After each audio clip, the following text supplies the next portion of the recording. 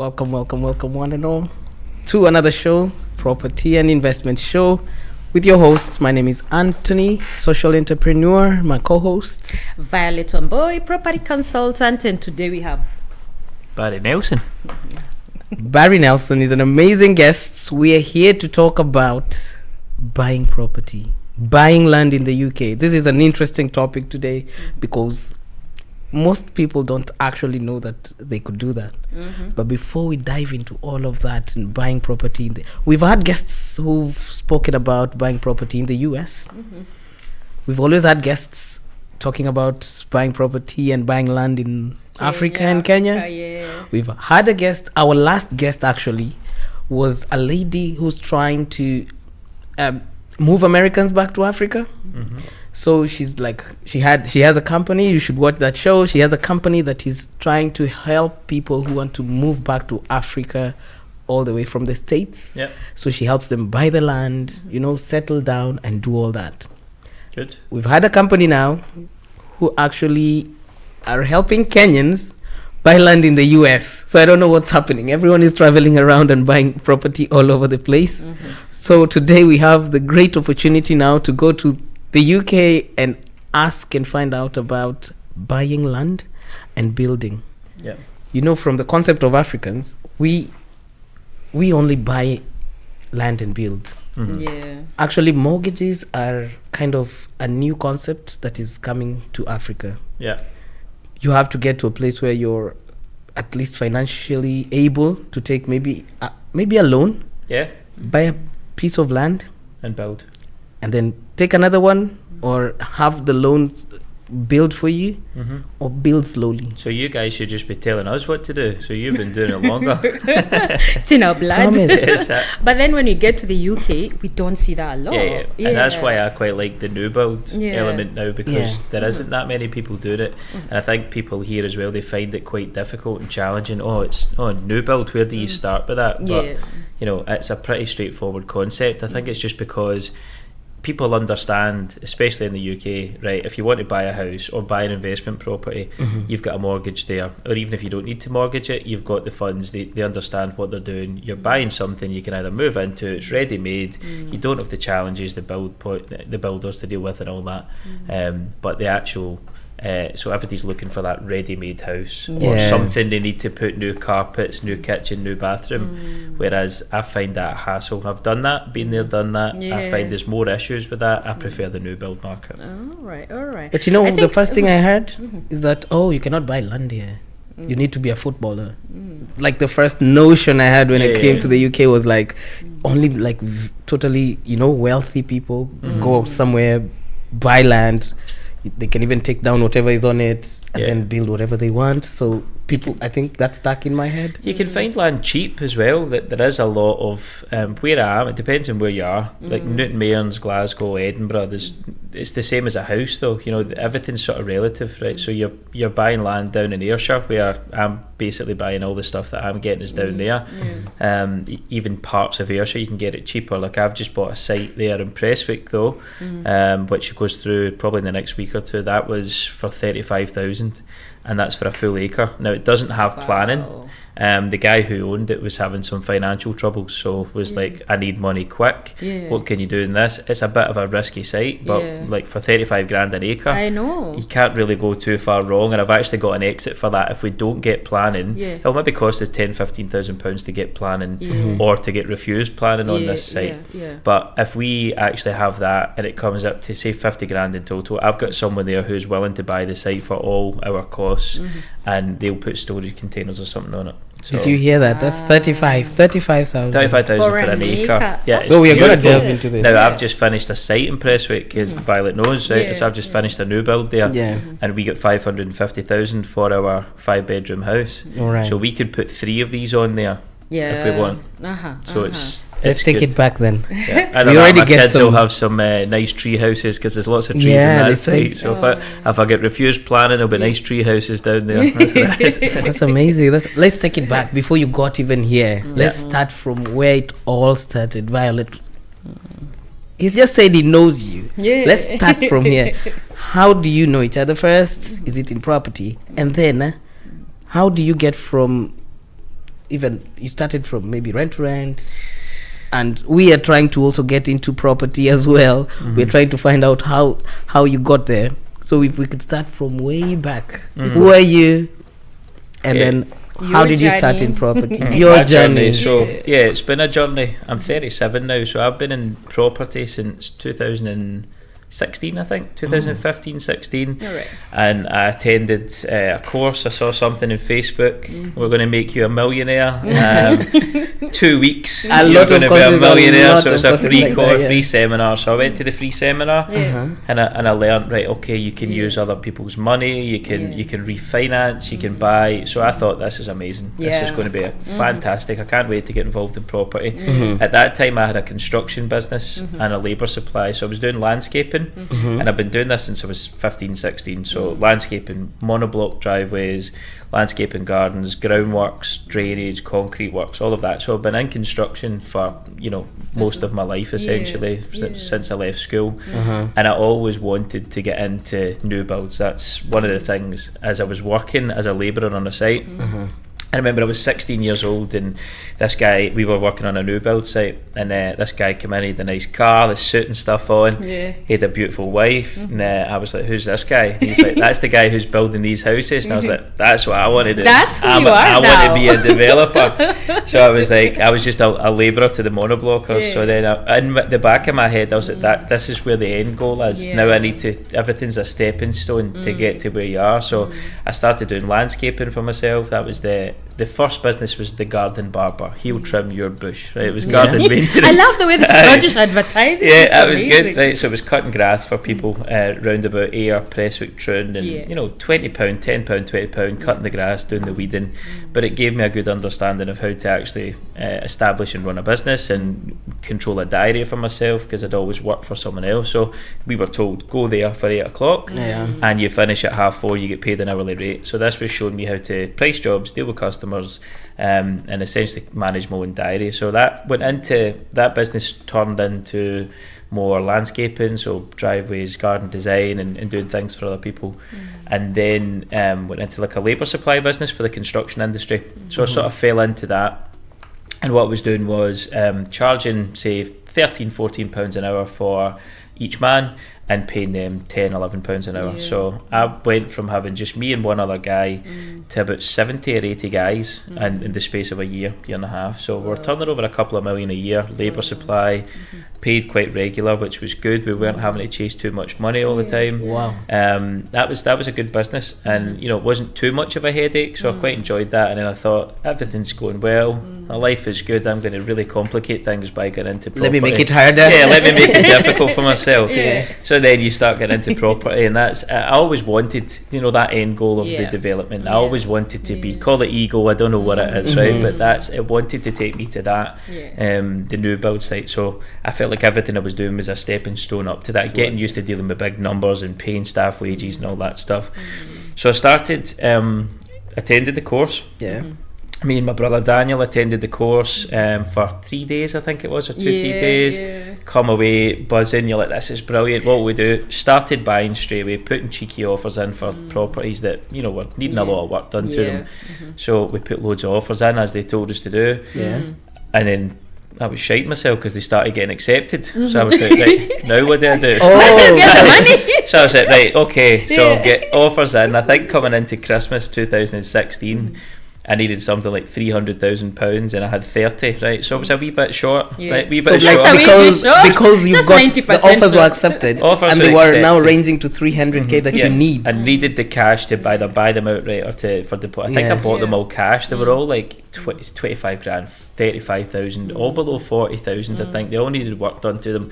So I went into the Christmas break thinking, I remember putting my lawyer phoning me, that one's been accepted as well, Barry, this one, and I was like, oh, sick.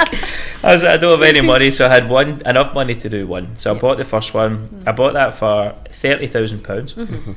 I spent £5,000 on a refurb, a very light refurb.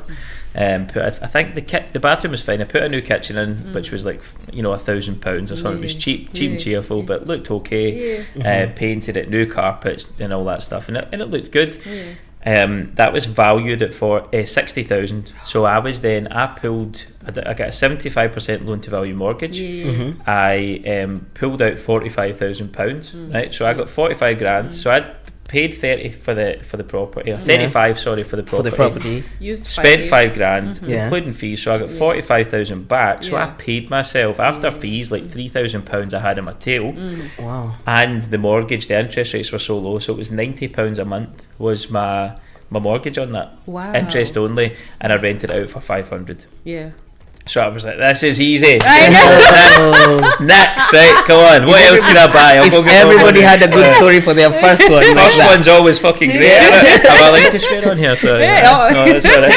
It's a Scottish thing. So next thing I'm like, right, go next. All these other ones. I found all of the money that I needed for the other ones, and I actually found an extra £60,000. So I was like, I've got an extra 60 grand. So I found another flat to buy.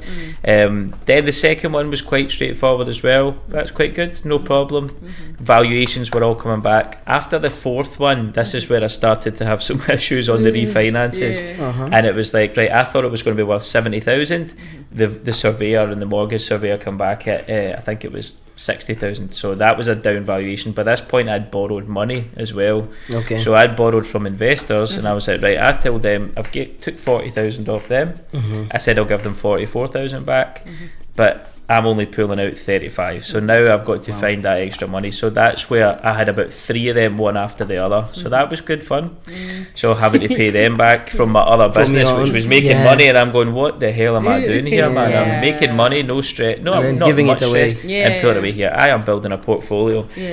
Then the other problem started. Now that you've got all that sorted and all the rubbish is sorted out, you've got your tenants in. Now trying to get them to all pay you. Dealing with that's another ball game. So I thought that on the courses they told me that they were going to pay these. Right? They said this is easy. They said that Wendy was always going to pay in time, and £500. £500 you could be sitting in a beach with the budgie smugglers on. That wasn't the case. No. Right? So then you're chasing tenants for money, right? And I was like, this is horrendous, right? So at this point, how many I built up 15, right? 15? So I had 15. I bought tenants. 15 in 17 months. I sold one actually, so I had 14 rentals.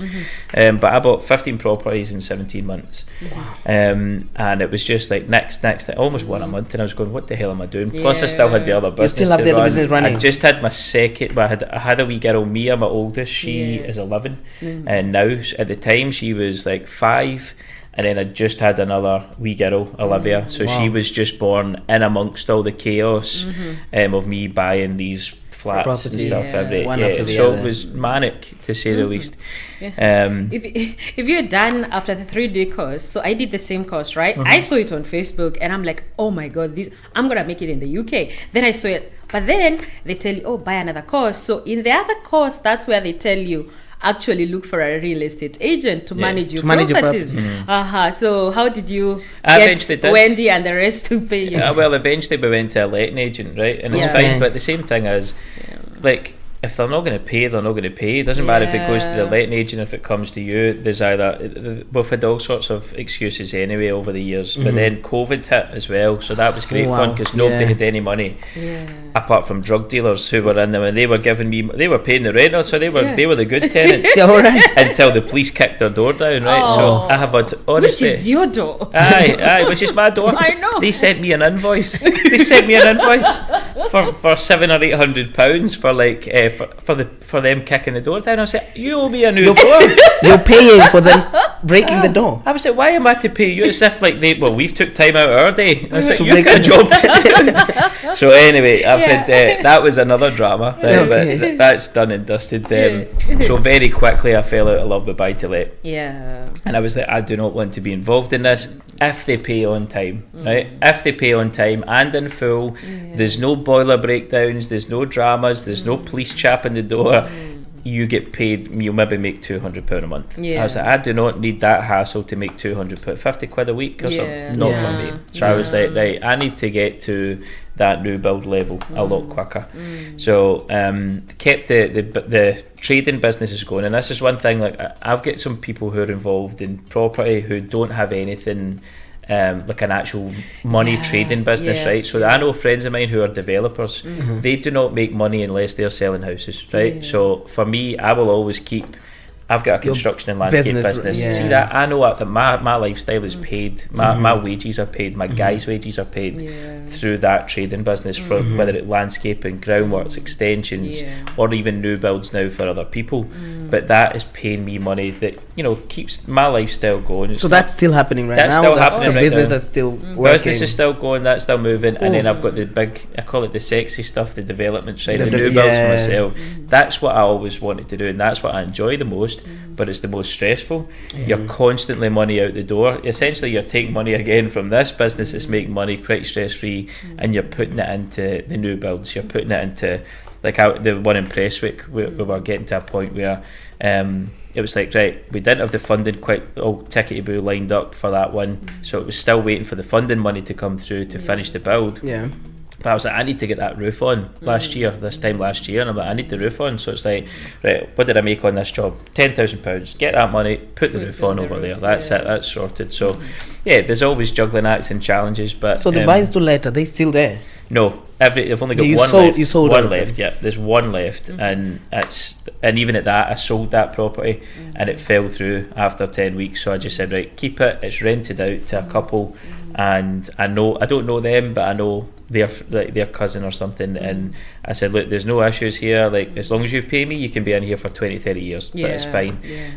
It's the same one that I was telling you about. That was my first one, is the only one I've got left. That's the only one I've got left. That's your very first property? Very first property, investment property that I bought is the only one that I've got left, and that's it's now, the mortgage is now £330 a month from £90. Yeah. And in how long was it? Was 2016? You said 2016, I think I bought that. So the interest rates have went up. But now I get £600 a month for it.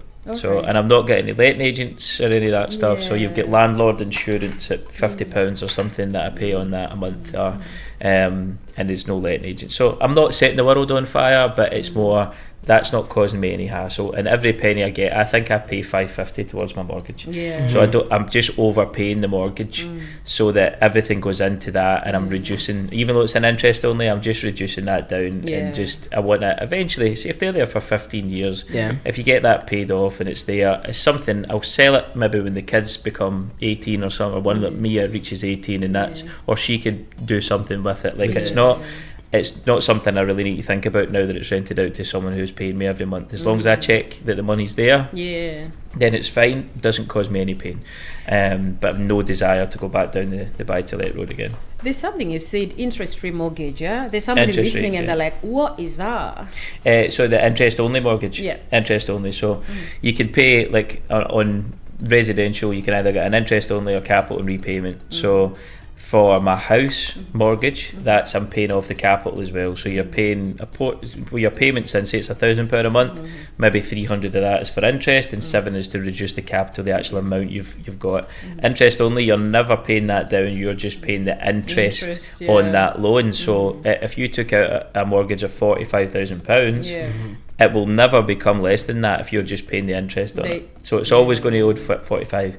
The difference with that on buy-to-lets, though, is you should, if you sit on that for 20 years, that it should be worth they should be maybe double. So you're still getting, you're essentially paying the mortgage down, but you're not. Whereas with that's all the buy-to-lets I had were all interest-only mortgages. But again, I've no desire to go back down that way. And why didn't you? Because you ended up selling the 15 maybe houses, right? 14 houses. 15. I'd already sold one as a flip. I bought a block of four, in Coylton, the village that I live in. So I actually bought 4.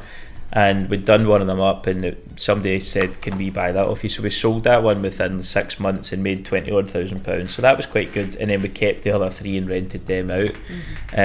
But again, that was just everything about the timing between like going into COVID, and there was just so many things. And Things me that personally happened, as well, yeah. mentally, I think it was probably taking on too much. At all? Yeah. I was taking on too much. I was drinking a lot of alcohol. I don't drink alcohol anymore. There was a lot of drink and drugs involved during that time of my life, and I think it was very much like caught up in the I'd watched Wolf of Wall Street too many times. That was one thing, right? So Everyone needs to watch I was like, that.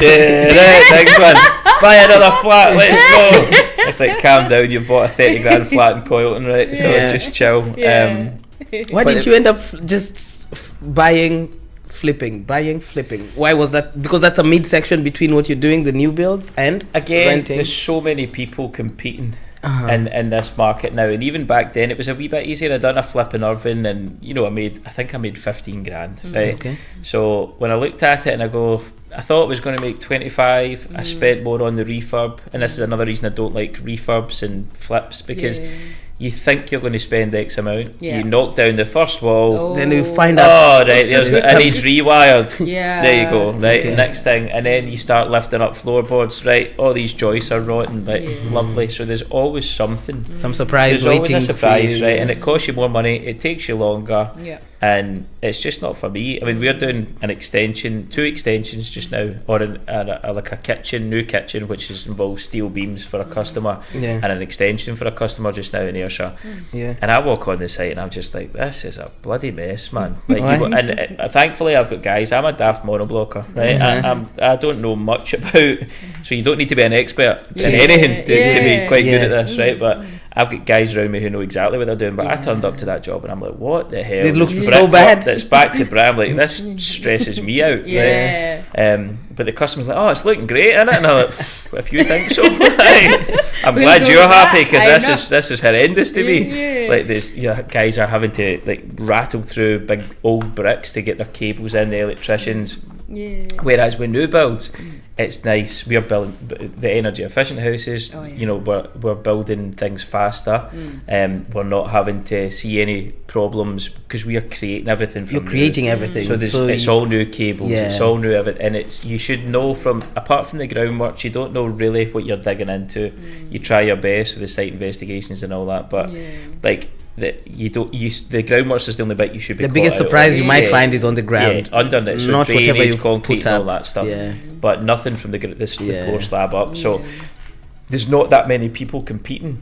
Flips, you've got so everyone many people is who trying are to do. And the same reason you thought, you can't buy land, you've got to be a footballer, right? So that's not the case, right? But there's less people who they think it's a possibility to do new build developments, because there is different. You've got to deal with architects, engineers, planning, councils. It is a headache. I'm used to it now, and I've got a good team of professional people running about me as well who know what they're doing, and they take, I just say, I want it to look like this. Let me know when I can start digging on site, right? And they'll get to that point. Yes, they need to know along the way, but things do take forever and that as well. That's why there's a constant pipeline, but I'm not having to compete with anywhere near as many people if I was looking for flips.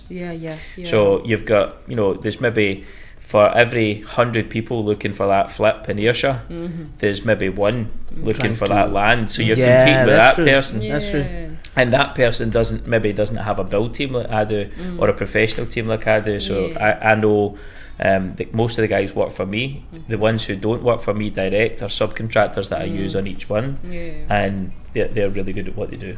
So, and they also are giving me good prices that I want to make sure everybody's happy. So I do get things. I'm not saying I get good discounts with my materials and stuff because I'm buying so much.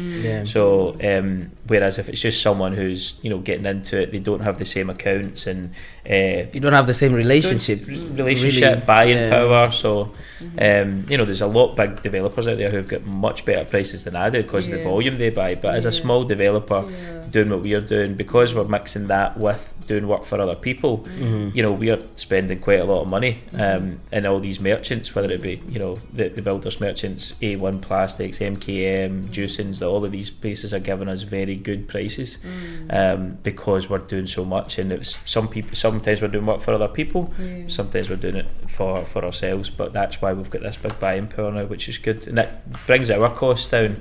And the fact that I feel like you're losing. If it's an average person who isn't in the trades, they will lose a lot of time or money either to having to pay someone to project manage it, where I project manage most of my stuff myself, or to waiting on builders and waiting on them to do things, because if they're not project managing, if they sub it out to one company, they'll charge a big fee to project manage it and manage it all.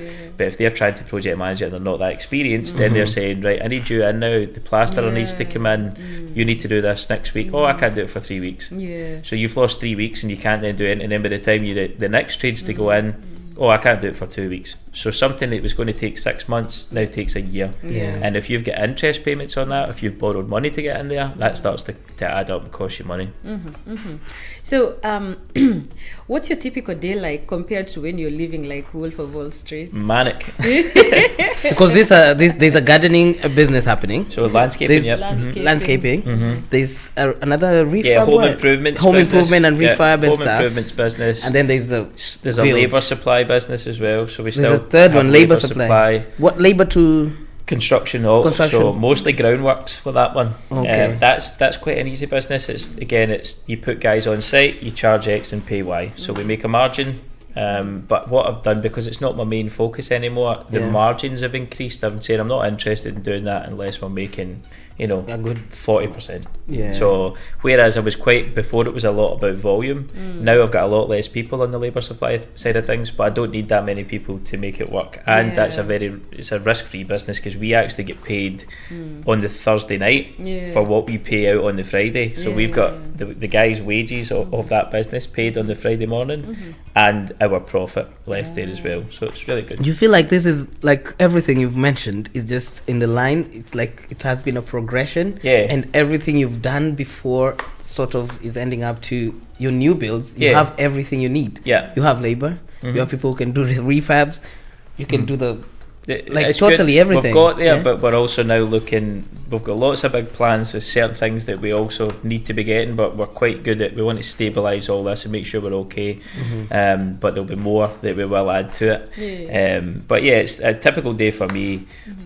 Gym, go to the gym in the morning. So I'm up quite early. I go to bed early. I could be sleeping before my kids. I could be sleeping for 8:30, 9 o'clock. I'm like, brilliant. But then I can wake up at 3:30, 4 o'clock and be in the gym for 4:30, 5. So going to the gym in the morning helps my mental health, I think, more than anything else. We didn't really go to the gym much last week, and I felt it. I was really short with the guys. If something was going wrong, it was like, oh, poor Barry, this is so challenging. Like, shut up. Go and do some push-ups or something, right? So it's like, I feel like it was affecting me more. We're not going to the gym last week, so this week back at it, which is good.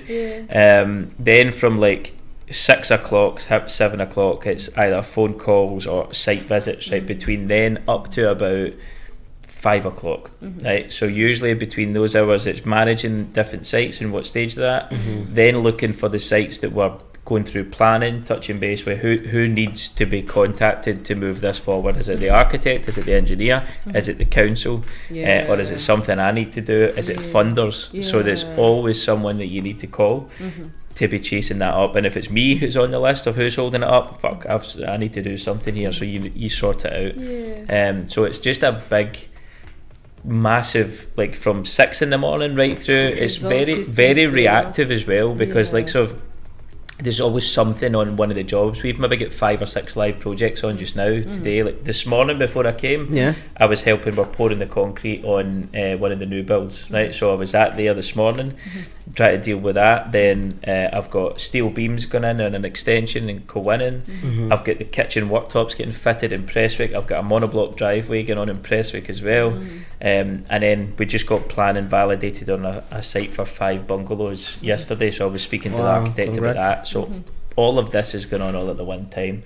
And then depends, I've got 2 wee girls with my ex, and so we do week on, week off. So I've got a full week where I basically have them. I've got the girls, but my partner Michelle, she really helps as well with like making sure they're home from school. Michelle was away down south working last week or 2 weeks ago, and I was like, I can't leave the house at 5. Right? I was last week, there was no gym in the morning, right? And I was like, right, they've got to wait for the kids to go. They take them to school, get them ready. And I was like, God, I've got to wash all the clothes and stuff as well. This is a nightmare, right? And then it's like you've got to between 9 and 2:30 to do everything on site, and then back to the house, get ready for the kids.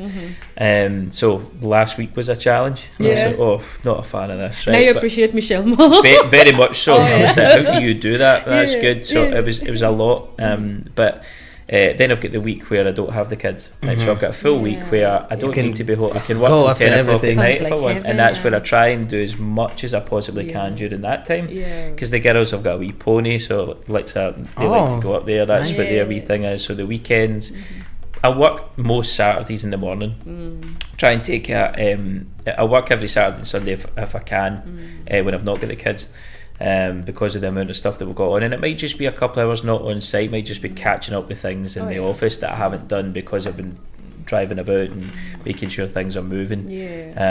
But yeah, it's a bit full on just now. It's where do you get all the, we're all people, we're all trying to obviously better our lives and everything, but seeing from the last point I've heard you were employed was probably when you were doing landscaping, groundworks. So I have been self-employed for 15 years, I think. 22, 23 years old, I think I was. 23, so what's that? I'm 37 now. I'm not good at maths, so what's that?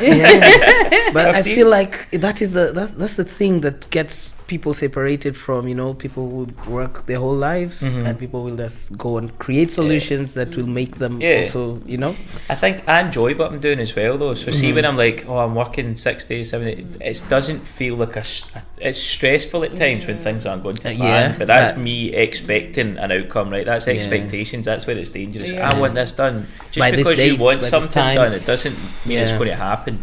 So I think every now and again I have to go, right, it's not the end of the world. There's people with actual problems, right? People's health and kids and all that stuff. Exactly. None of the stuff I've got going on just now, the funders aren't going to give me all that money. Like, we'll just go and sort it out and work harder to go and get the extra 20 grand you need for this. Or, planning hasn't went through in time that was meant to be. Right, well, it's not the end of the world. Go and do what you need to do to sort it. If it's going to be an issue in 5 years' time, then you can stress about it and worry about it. If it's not going to be an issue in 5 years' time, just get your big boy pants on and go for it. And good mentality. I think for me, I am unemployable now. I could never work for somebody. Of course not. And it's like you don't mind working because you enjoy. I feel like we're working towards something that's exciting just now, and even the landscaping. Like we've been doing that for years now. But the boys love it, and it's nice when you like even driveways and stuff. You get to see like the end result. It's good, and what you can do in a week on things like that. You're in and out, and you've got a happy customer. So that's good. The new builds love it. Like that's what I'm most passionate about, I would say, but that's also the big risk, big reward. But no, that next year we're set. I think we get 27 to build next year. So that was my next question. I was going to ask you how sorry many about that. No, I know. I'm like I'm jumping the gun. I'm reading your sheet there, Violet. That's fine. Tell us about Douglas Avenue, please, and what challenges you faced, and how big was it? Have you sold it? I know you mentioned that in the show. Douglas Avenue was that was a challenge, right? So this is we bought the site. I bought the site in 2000. It was 3 years ago. This time 3 years ago, I bought the site. It didn't have planning. By the time we got planning and stuff, it was a year down the line, I think. So it took us a year to get planning and all the building warrants and stuff in place. We started that one. We started on site, and in the meantime, I had a business partner for a groundworks business that we built up, and Graham McCaig and Nelson we set up. Still a good friend of mine, Graham, but we built a business up quite quickly, actually 0 to 2.5 million I think we were doing in the end up in 18 months. So we were doing a lot of groundworks for big construction companies, tier 1, Kia, but huge companies essentially. Not a good business, not ideal. We were basically stung for £200,000, so we never got 200 grand we were due, and they've got a full team of QSs of people saying, justify how you should get that. Say, well, you you asked me for a price, I gave you a price. In writing, you said go ahead. That's all the justification. That's all substantiation. That's all they kept asking. So it was a headache. You're constantly chasing for your money. It was horrible. You didn't get paid till 30 days after the month you'd done. So you were maybe outlaid £75,000 before you've got your money in, and you're expecting 100 and you get 55. It was no good. So I made the mistake of putting the Douglas Avenue. I put Douglas Avenue into McKagan Nelson as a company, even though it wasn't McKagan Nelson money that bought it. The reason being, well, first of all, business was actually going well, so I didn't see any issues and challenges coming up with that. But that trading business then owned Douglas Avenue. Which was a terrible idea, right? And the reason I did it was because we were growing so rapidly. I wanted it to look better for us. Being able to get access to credit facilities with suppliers, we had an asset there, so it looked better. So we were growing the business quite rapidly. Then when we stopped getting paid on time and things were going wrong, we started to look at, right, what are we going to do here? We couldn't pay out all the money that we were due to pay out, and we had to put the business into liquidation. So that was a year and a half ago, but the company owned that, so I had to buy that back. So the money that I paid for the site again into my new company was put in. So I had to buy it for $52,500 back off of myself, and that money was meant to go to creditors, but I don't think it did. I think the liquidators took all of the money. I don't think anyone, apart from people that we paid, we have made payments to companies. Like I made payments to companies to be like, listen, we were owed money, but so we had to pay that back. And we still work with a lot of the suppliers. In fact, 90% of the people we were using we're still using, and they understand the situation. So it was a horrible time. So. That was probably the most stressful part of Douglas Avenue. But anyway, we got it back, we got it sorted, and we got it moving. I was actually, during the process that this was all going on, I was still spending money on Douglas Avenue, not knowing what was the outcome of that. But I was like, I have to keep going. So kept going, then we managed to get it finished, and we sold it. We went in the market in June, end of June, start of July. We had offers from the first week from people, but it was lower than what I wanted. It was 505, and then there was people, we'll maybe come up to 515, but I was like, it's worth 550. So I wanted to wait for 550, and we got the 550 for it. So Douglas Avenue has been a journey for me and Paul and everybody involved in the situation. But we got there, and that's completing it. The couple who's bought it, they're actually from Ayr originally, so local, but they've been down in London for 30 years. So I think let's go back, because I have two people who've been doing property in Kenya, Dubai, and here. Let's take it back, because now we are doing new builds, and we are from Africa. We only know how to do that. But you see here, it's kind of unique when someone goes out and buys land and does that. Let's go back to the land aspect of it, because people don't actually think or know that they could or they can, as I was saying. I've heard only footballers can buy land. What is the process of buying land in Kenya, Violet? And how does Kenya subdivide? Because I think in the UK there's a whole lot, it's a different ball game, so we'll hear that from but we'll start from you. What is the process of buying land like in Kenya? How do people subdivide land? I've heard there's like, in Kenya we know that when someone dies, you just split the land, give it to your kids. There's different rules to that here. So just basically in Kenya, like, you buy land. I'm gonna give an example of myself. So we bought this land for 2 million Kenya shillings. I don't know how much that is in pounds. I just hear $1 million. I'm like, wow. In Kenya shillings, that could be like 20 grand maybe. Or even 15, I think. So then I know the difference between, I'm gonna let you do the difference in terms of how it is like here. So you buy the land, within a week or 2 weeks, all the paperwork is done, the lawyers and all that. So in terms of planning permissions, so you decide whether it's what is it called? Whether you're going to put your own personal home or you're going to put it for commercial purposes. As long as that one is, and you could find flats here, then a small house, it's just all over the place. But then in my country as well, I know here you have issues in terms of planning permissions, and that will take forever. In my country, it depends. When you go to the council, they're actually waiting for you in terms of what are you giving us on the side? Can you give me like 20 grand? To make your things go faster. To make your things go fast. I would prefer that, I know. By the way, that I was might 12 try grand. that actually. I know. Couple of pound coins. How big was that? 2 million. And what was the size of that? Like? That was an eighth. An eighth. In Kitengela though, yeah. An eighth But he for just that is bought- 12 grand. Yeah, that's 12 grand. Yeah, but An eighth.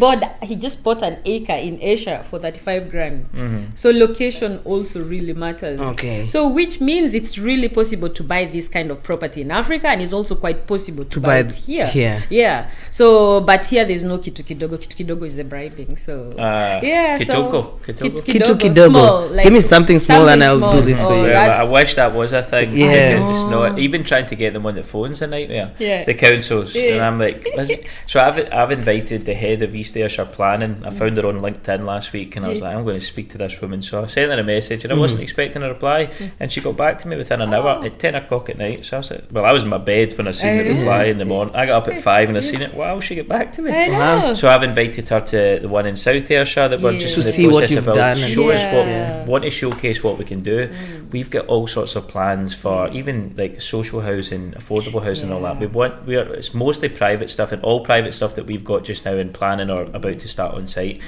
But because of the speed that we can build these at, and we have got a lot, these are energy efficient houses. This is exactly what the councils and what people are looking for. Yeah. We've got a good opportunity to work hand in hand with the councils and build these faster. And then if the councils are paying for the utility bills, these are a lot less, like half of what they would be if it was a traditional build. Yeah. Or like an old property. Right? So these are A-rated. Everything we build from an EPC point of view is A-rated. So the energy bills are like on that big one in Prestwick, Douglas Avenue, less than £1,000 a year. You're joking. Energy bills, 1,000 a year. Less than probably. For a 5-bedroom house. And that one, the That price was of that, massive. like when you look at the deal that we've got in Prestwick for the acre, that was 35,000. I paid 106,000 for Douglas Avenue, and that's like one house. Tiny wee site. I'm still at where the bills are 1,000 a month, like the heating and the gas. Yeah, there's no gas in the property, it's all electric. It's So we've all- got electric Wi-Fi controlled radiators. So Thermahouse is Or the touch build. screens. So it's great. It's all Wi-Fi controlled. You can do it from your phone. They'll sit about 18 to 20 degrees, these properties, with people in them. So you don't need heating on. In the winter, they will drop down to about 14, 15. So then the electric heaters will kick in and bring it up to whatever temperature you set it I think for. we'll go into that after we get to. We'll go back into that. We need to get those numbers right because that is amazing. How was it going into your first? Now I'm ready. My companies are doing well. I'm tired with flipping and everything. I need to buy land. Is it a lot of research you did? Did you know what to do? How easy was it to even buy your first land? I think to for say I'll me, build, it actually felt, I think because I had been visualising this for a since long I was 16, 15, 16, Mhm. it was a bit like a natural progression, I think, for me to start looking. And then by the time I'd bought Douglas Avenue versus us actually getting on site as well, I was like, oh, this is actually happening now. The first, in the process of me buying that, then I discovered the ICF system, Thermahouse. So then it was like, right, I've bought this. Now we've actually got a unique selling point. We've got a different product. The polystyrene Lego blocks, essentially. Right, so this was on Grand Designs, and I was like, oh, that's interesting. I went over to Ireland, spoke to a guy called Gary Jimison over in Northern Ireland, and the factories down in Southern Ireland. So showed them making these heavily insulated polystyrene blocks where we fill the concrete, the cavity with concrete, and that's the structure, and then that's the insulation all built in as well. So that's why it's a lot faster, energy efficient. It's much quicker build. So by the time I'd bought the site versus getting on site, it took a while to get the plan and all that sorted as well. There was no, what can I do for you? Was it easy to get the site? Just to buy? The site was on Rightmove. Rightmove. The site was on Rightmove, and my lawyer, I had seen it and I put an offer in. I didn't get it. I went to a closing date. Someone offered more money. I was like, right, that's fine. I went on holiday, and my lawyer phoned me and he was like, oh, Barry, that fell through. Are you still interested? I was like, aye, go for it. So then we moved quite quick. We had cash there. We paid for it. I was like, right, let's start the ball. I think it was November, and I was like, right, let's go. What we're doing? Spoke to my architect, engineers, and again, we're using different teams now. We've got different architects and engineers involved who are faster. But we had a meeting. Right, guys, when I want to be on site, you tell me when I can be on site with a digger starting this. And they were like, yeah, probably February, March time next year. I was like, great. Put it in my diary and everything. Nowhere near it. And then it was like by the time you actually got through, it was the following year, January, and I started and I still didn't have my building warrants, but I'm like, if I start on site, maybe they'll come and see me and then speed the process up. So that sort of ended up working out okay anyway. But you think it would be the same if you were trying to get or to buy a land or a property that's not built in like England? Yeah, it's all this. England's actually a lot easier, to be fair, because I've got a few friends who are building down there. They can do a lot more faster. They don't have building warrants, right? So once you've got planning, as long as you build to the drawings you put in, you're okay. And you can use like a structural warranty company or a building control that the councils can do the sign-offs, and then that's it. As long as you build it as per the drawings. Up here we've got planning, so you've got to go through the planning process. Once you've got planning, it's not a case then of right, on you go, you can crack on.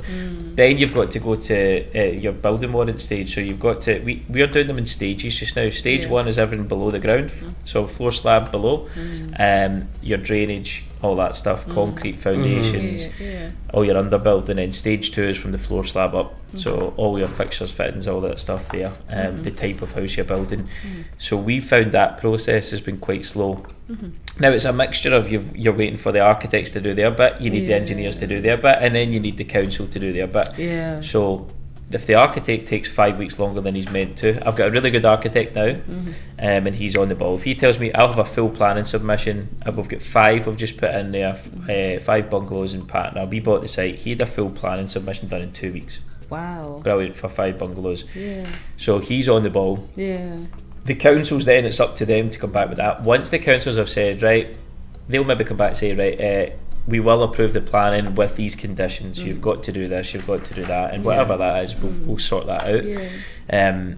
Then you've got to go and get your building warrants. So that's where you have to do the details of the drawings, right? It's at planning stage, you can just put just not too much detail. This is what we're going to go for. 5 houses, bungalows, this is the size, not too much depth really with the drawings. Then at building warrant stages, that's when you have to go and you put what size is all this, how's all this tying in, what are the fittings you're using, all of the nuts and bolts of the build essentially. Then you need to go back to, once you've got the building warrants, then you can start on site. So it's a process. So was Douglas Avenue your first new building, and would you do another one of the same magnitude, or would you go higher? Was it just one? Was it just that? Was just one. That one. We've got another one-off we're doing just now, which is a 3-bed, story and a half. Douglas Avenues was a double-story, 5-bedroom. So for the first one, it was the biggest one we've actually got in the pipeline. Even out of the 27 more we've got so far to do, and then we've got another 20 odds going through planning on top of that 27. Right, wow. So we've got a lot. Another 20 odds in North Ayrshire that's going through planning just now. We've paused that because it's just a cash flow issue. We need 50,000 to press the button on that. So it's like, right, we're just going to stop, make sure everything's running smooth with the stuff that we've got. Once we've got the sale through and some other money from other things, then we'll just go right into that one. We don't need any more, but we've put the effort into the one in North Ayrshire, so we will go for it. But Douglas Avenue was the biggest one. The market on that from a private point of view was quite challenging because it's not everybody can afford a £500,000 plus house. Exactly. Even in Prestwick, which is a nice area. So if I was building something at what we're doing in Kilmarnock and 225 to 375 or 350, there's a lot of people who can afford to buy a house that. So your market of people, your customers, are much bigger customer base.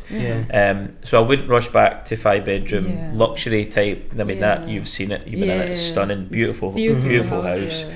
I would love to stay in something similar to that. It's just but it's not the easiest to sell, and it did sell for what we wanted. But if that was 3-bedroom semis on the same site, we would have sold 2 of them very quickly, I think. Yeah, but that took what, 4 months to sell?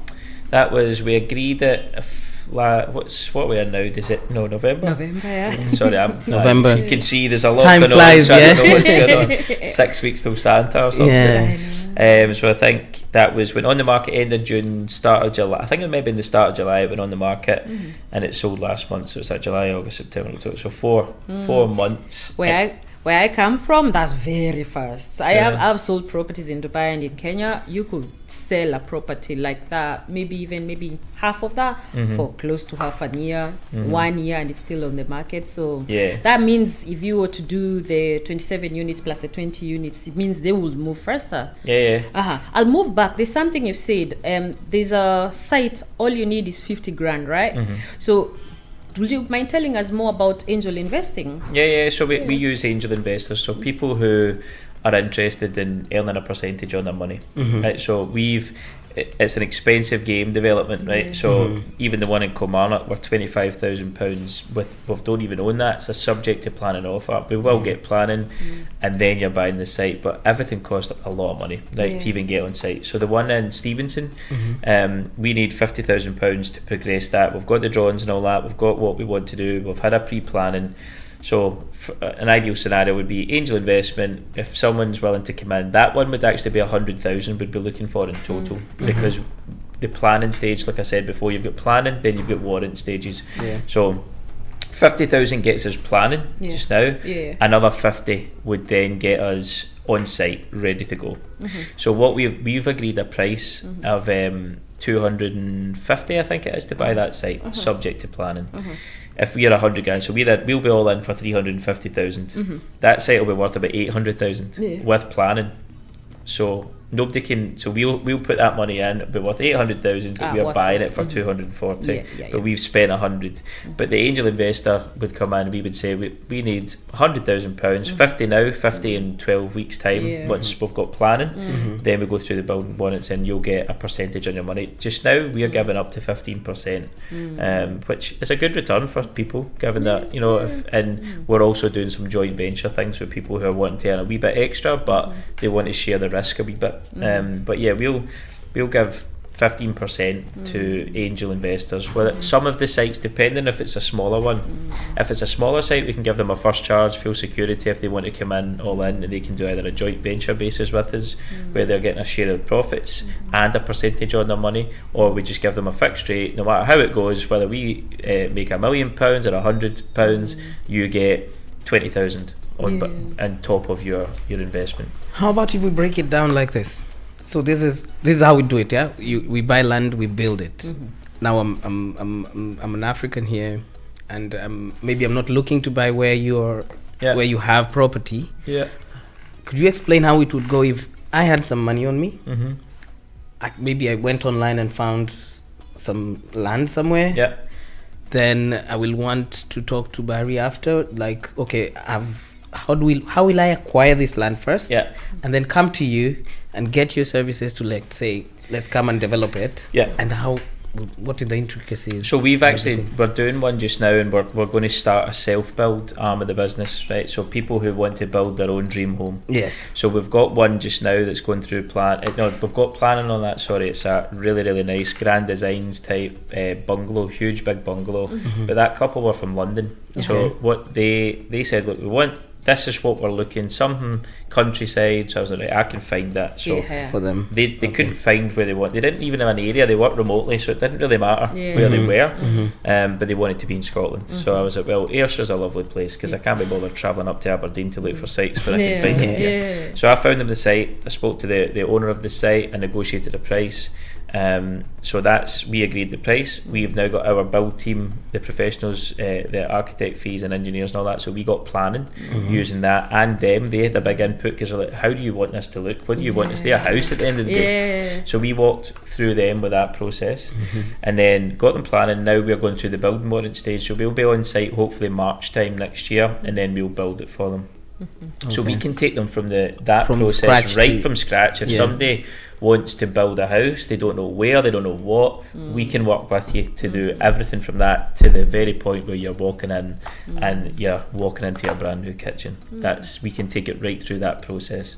So that's something that we're going to aim to do probably about 4 a year. That's our goal, is to try and do 4 of those a year. We like working with people, but it's enjoyable. That's a good thing. Then we've got the private side of things where we're selling maybe 10 units, 15 units each site, 5-unit bungalows, things like that. We'll keep them going as well. And they're good for keeping our guys really busy with work as well. But the one-offs they're good. You can make good money on them as well, but the good thing is, it's like what I said about the landscaping. You walk away at the end of it and you go, look how happy they are with their garden. Said this is with their house, so we can take people right through that whole process. So a lot of people in my country, you buy land, say CUS Barry, right? So you go and buy land, maybe 10 acres, 20 acres, 1 acre. Then you subdivide it into plots, then you resell them. Say maybe the one you bought, I'm going to give it an example. You bought an acre for 35,000. So don't even, maybe the planning permissions, it means maybe you can put 4 houses in it, right? So maybe after with planning permissions, maybe you've added 15 grand, right? So just hypothetically speaking, right? Then you subdivide that into 4. Then you sell the land to 4 people at an increased price. Is that something you've ever thought of doing? Yeah, so the thing is with me, right, because we build them and I enjoy the build process, I'm like, why would I go through all that hassle of planning and not build them myself? But yes, it is an option, right? And it gets to a point. My problem is I can't say no. I want to do everything. Right? So I'm like, now we've got plan. I want to build them as well. But there is an option. So what we're looking at possibly doing with that one in Prestwick as well, because I paid 100,000 for a plot in Prestwick, 106 for Prestwick, 107. I can't remember if it was 106, 107. So these are. If we were to get, I think 3 is what we're going for there, right? So if we get 3, essentially we should be able to sell them for 100 grand each. 100 grand each. Wow. We should be able to get, so if we bought it for 35, call it all in for 50,000, right? If we're all in for 50,000 by the site purchase and getting planning, then we can sell them, or as service plots, if we then put the utilities and stuff in up to floor slab, and they can build whatever that's got planning for. We could do that and get it for 100, 120 grand a plot or something. That is an option. Or find self-builders that we will build, so you could sell, instead of selling them that, you sell them it, but we've got to build out for them as well. There is different possibilities. I see where Violet is going with this. I see where Violet is going with this. So, I want us to kind of the take good thing about that as well, right? So stamp duty, LBTT, right? So for whoever, Douglas Avenue, they've got to give 30,000 or 35,000, I think it was, in LBTT, land building transaction tax for that house, right? So they've got to give 30 odd thousand straight away out their pocket. I don't get it. They don't get to see it. The government gets that. Right? So that if you're buying the plot, so if I sold them the plot for 100,000, they don't have that massive fee. Then they pay me as a contractor to finish it. I don't have to borrow money from the development funders, so I'm saving that interest payment. They pay me as a contractor to finish it, so I can give that saving that I'm not giving to the the development fund. So I give that to them. So they're ending up with the same house with less hidden fees. They're more involved in the process. So it is a good system. I do like that, and we have been looking more into doing something like that. The one that we're on just now outside Dalrymple, Carclue we call that, it's like outside a farm in Ayr. And that's we actually found a buyer. There was a buyer who was really keen to do that, and they were going to buy it off me at this level. I think it was like 150 grand. They were going to buy it off, and I got the site for 80,000 from the farmer. So, but we'd put about 30 grand into the groundworks, getting up to floor slab. They were going to do that, then pay me as a contractor to finish. But they were waiting to sell a house and stuff, and I was like, I can't hang about and wait for you selling a house to this, so I'm just going to build it the way I want it, and we'll sell it in the open market in the new year. So I'm glad we're doing that. We are maximising the money we're going to get out that as well, but it's always in the back of my head, this is a good way. And so just now we're waiting funding. You've got to deal with the funders all the time, so we've got the facility there, but everything takes forever with lawyers and all that. And because I've just recently transferred that plot into my company, then it's not been registered yet from the Registers of Scotland. I think it sometimes takes up to 6-7 months to do it. So the lenders are saying, we can't give you money because it's not showing that you own it yet, it's still the farmer. And I'm like, well, there's my solicitor, you can see it's all been done and sent and all that. All right, okay, we'll get to it. And I'm like, well, I've got no money, so you better get to it this week.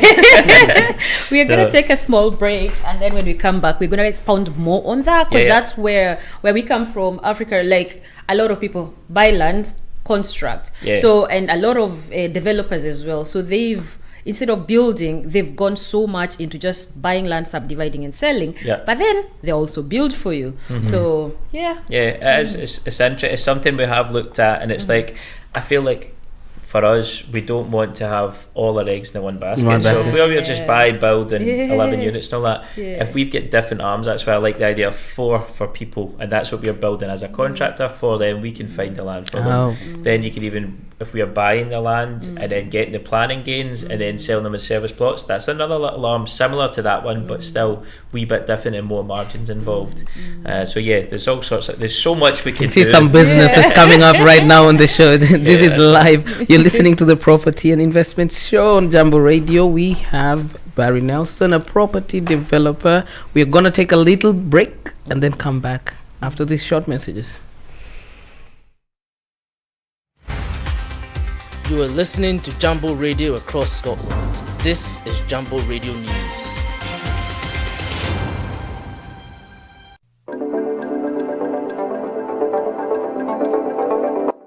Latest news across Scotland. This is Jambo Radio. A former care home in Paisley will be declared surplus to requirements and put up for sale by Renfrewshire Council after the move was approved by elected members. After a vote by members of the Integration Joint Board voted 6-2 to close the facility. Glasgow City Council has blown its budget by £25 million already this year, with agency costs and energy bills among the demands leading to overspending. Rising electricity charges, paying agencies overtime for collecting rubbish and higher street lighting costs are among reasons for a £50 million overspend in the council's neighbourhoods regeneration and sustainability department between April and September. Latest weather forecasts have shown that Scotland is to be hit with a week-long snow blast later in the month. Parts of the northwest will be hit first, with temperatures dropping to -3 degrees Celsius. Then the sub-zero temperatures will kick in across the country. UK interest rates could take longer to fall after the Bank of England forecast that inflation will creep higher after Rachel Reeves' budget. The bank cut interest rates to 4.75% from 5% in a move that had been expected, but it indicated while the extra spending in the budget would initially boost growth, measures such as raising the cap on bus fares and VAT on private schools fees would push prices up at a faster rate. And now for African news. Former Ivorian Prime Minister Pascal Affi N'Guessan was named as a candidate for the Popular Ivorian Front in the 2025 presidential election on Saturday the 9th of November. At a congress in Yamoussoukro, the Ivorian capital, N'Guessan was re-elected president of the FPI with 99.34% of the votes cast by some 4,500 voters. And that's the latest from Jambo Newsroom.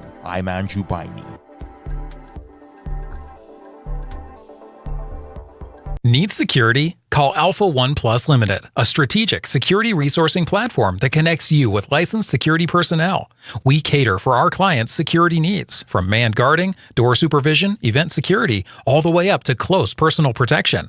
Alpha One Plus Limited, your one-stop security solution. Call now at 44-074 2526 7909 or send us an email on info@alphaoneplus.com.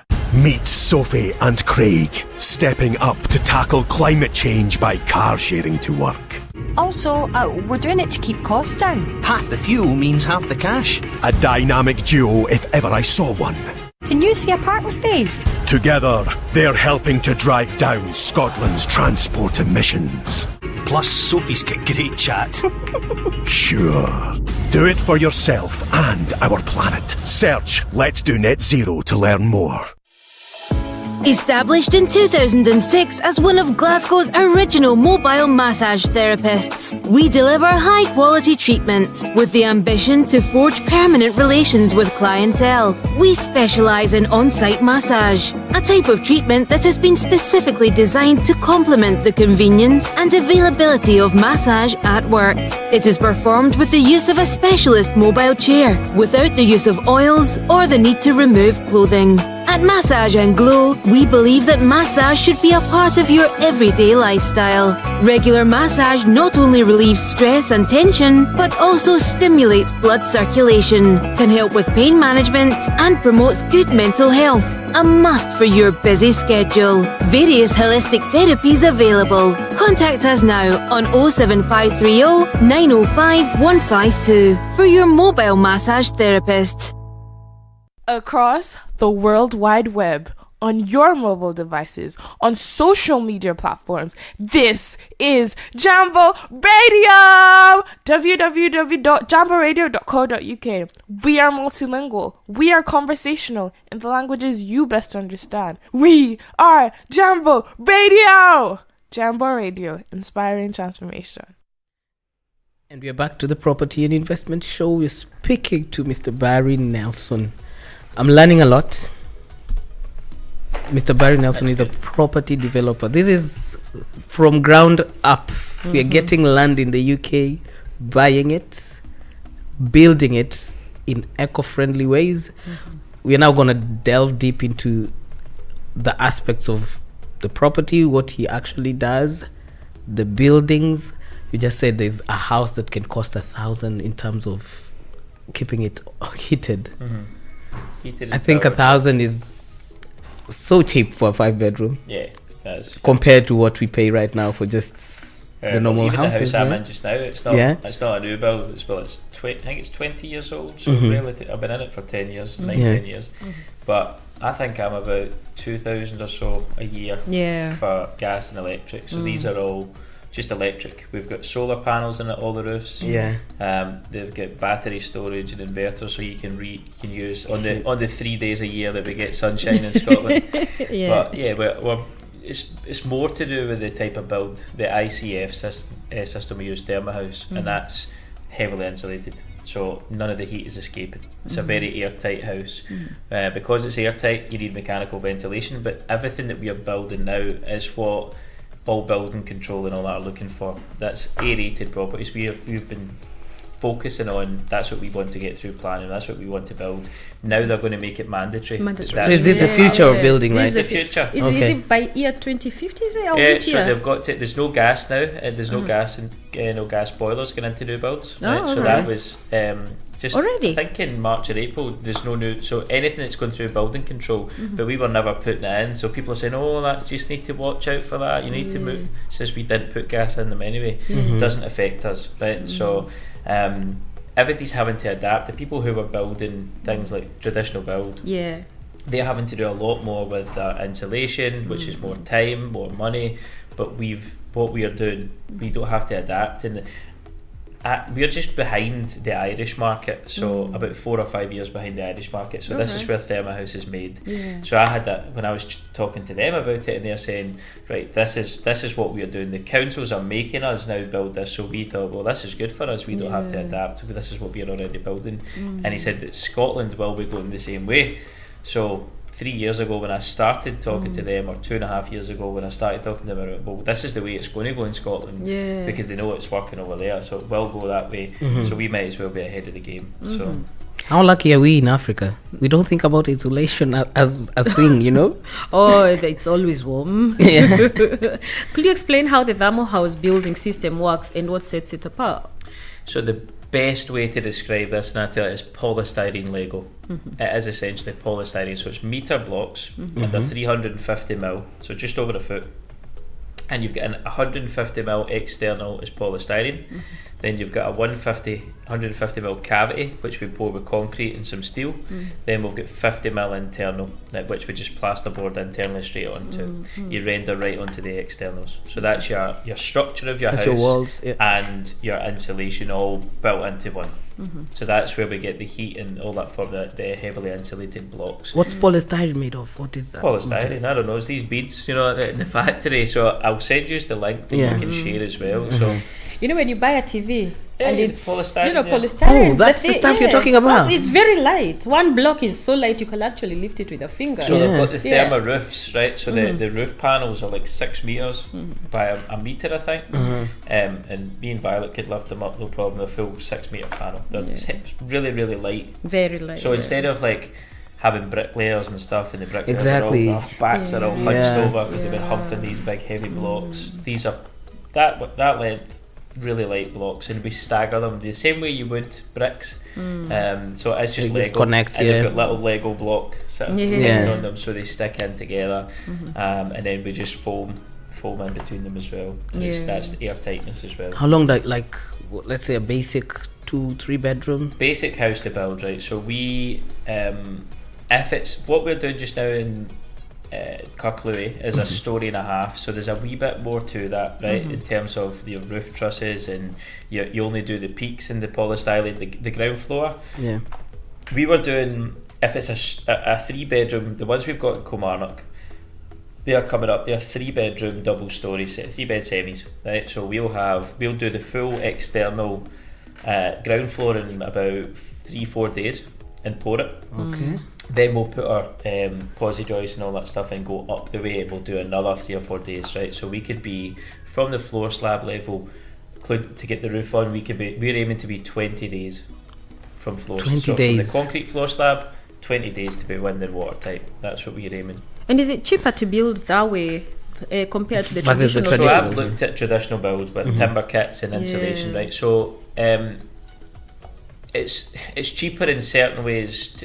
You think you're saving money by getting your timber, right? So I've got a friend of mine who is a developer as well, and he builds the timber kit on site, which he's only paying he's paying a lot less, but then it's like the labour time for him to build it is a lot higher. So it's like you're ending up with the same thing, but it's taken you 6 weeks to get there, and it's took me a week or 2 weeks. Or so 2 weeks, yeah. you know, That's it's time. So you might be saving money on materials, but you're spending more on labour. So it's about the same, as well as the house and the I've been bills, asked to build for people a normal traditional timber kit house and block, and I'm not interested. I was like, there's hundreds of builders who'll build that Who for can you. do that? Yeah. Just if you want something different, we'll build this. This is what we do. This is what we're interested in. We're not really that fussed about building traditional build, but it'll work out round it. If I was to do it, it would be about the same cost, but it would take me longer to do it. Yeah. and the result will also be expensive in terms of bills and stuff. It's not as eco-friendly. Yeah, it's not as you've got to do a lot more to get the insulation and to get the A rated. There's so much you've got to do to get that with a timber kit house, whereas with this system it's faster, and you're getting that A rated from the EPC energy point of view. And with whatever you're using to build, it doesn't matter what kind of architecture I come up with, maybe. If you're doing the 4 houses you said, whatever you can design can be made with that. Yeah, we can do anything really. It's like just the same way it can all be done, right? Curves and things aren't going to be as easy, right? But again, it's not easy to do that in the traditional build anyway. I'm trying to simplify everything as much as possible, so that on site it's about speed. So we want to build rectangles. That's what we want. Rectangles, that's the easiest one. way, When you've got little fastest porches and conservatories and all that rubbish, everything from the foundations up to the roof trusses and all that take you longer to do. So we're trying to minimise as much time on site, and any complications, we make them look nice by putting the cladding up a side, so that creates a feature, makes it look good.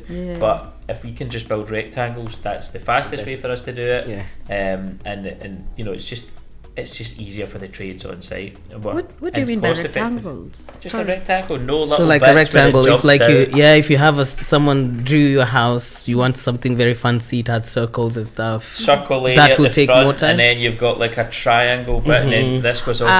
I see what you mean. No to build angles a and stuff. shoebox shape, right? Yeah. Shoebox shape. That's what we want up, and that's the quickest way for us to build it. There's less messing about on site, so we're saving money, and then essentially we can pass that saving on to the buyer of the house as well. And especially in Scotland, where the weather is absolutely amazing, you don't want your people outside for a long time. Absolutely amazing. That's great. No, we want to be. We try to get them as wind and watertight. Our aim is to, if we're simplifying the build, some of the architects like some of the stuff that we've looked at before, and architects have designed this, and people look at these ideas in their head. Oh, this is the. And it's like, right, how are we going to build that practically? Right, it's always doable. Everything is doable, but at what cost? some of the things that people have got, they want big steel beams running through it to support things and vaulted ceilings. All right, That's great, right? But that's the time it takes, the money it costs. Whereas we're like, let's make it look nice, but be affordable and to be fast to build, fast on site. Are the developers, going eco-friendly kind of way? Yeah, they're having to. So that now that the councils are saying they need to be, I think they're still B rated. So EPC rated, B rated is fine. I don't know I think in Ireland it's A rated, so I think it will go that way in Scotland as well. But all your big large house builders and most of the other smaller developers like us are building B rated properties, but we're building A rated, so we're going that little step further. There's something you mentioned in the first hour. You're looking to do social housing. Could you tell us more about it and what plans you have? So there was, I was speaking to a woman who works for East Ayrshire Council. This was a couple of years ago. And nothing happens fast with councils, right? So I was speaking to her, and they actually were talking about the fact that people with autism and maybe former addiction problems and things like that, but they've got them housed in unsuitable accommodation. So let's just talk about people with, say, autism. So that's what she was sort of honing in on. So if there was 20 people that they're looking after, but they're trying to get them independent. But so they don't want to babysit them, but they want them to be independent and fend for themselves. But they still have to check in and make sure they're okay.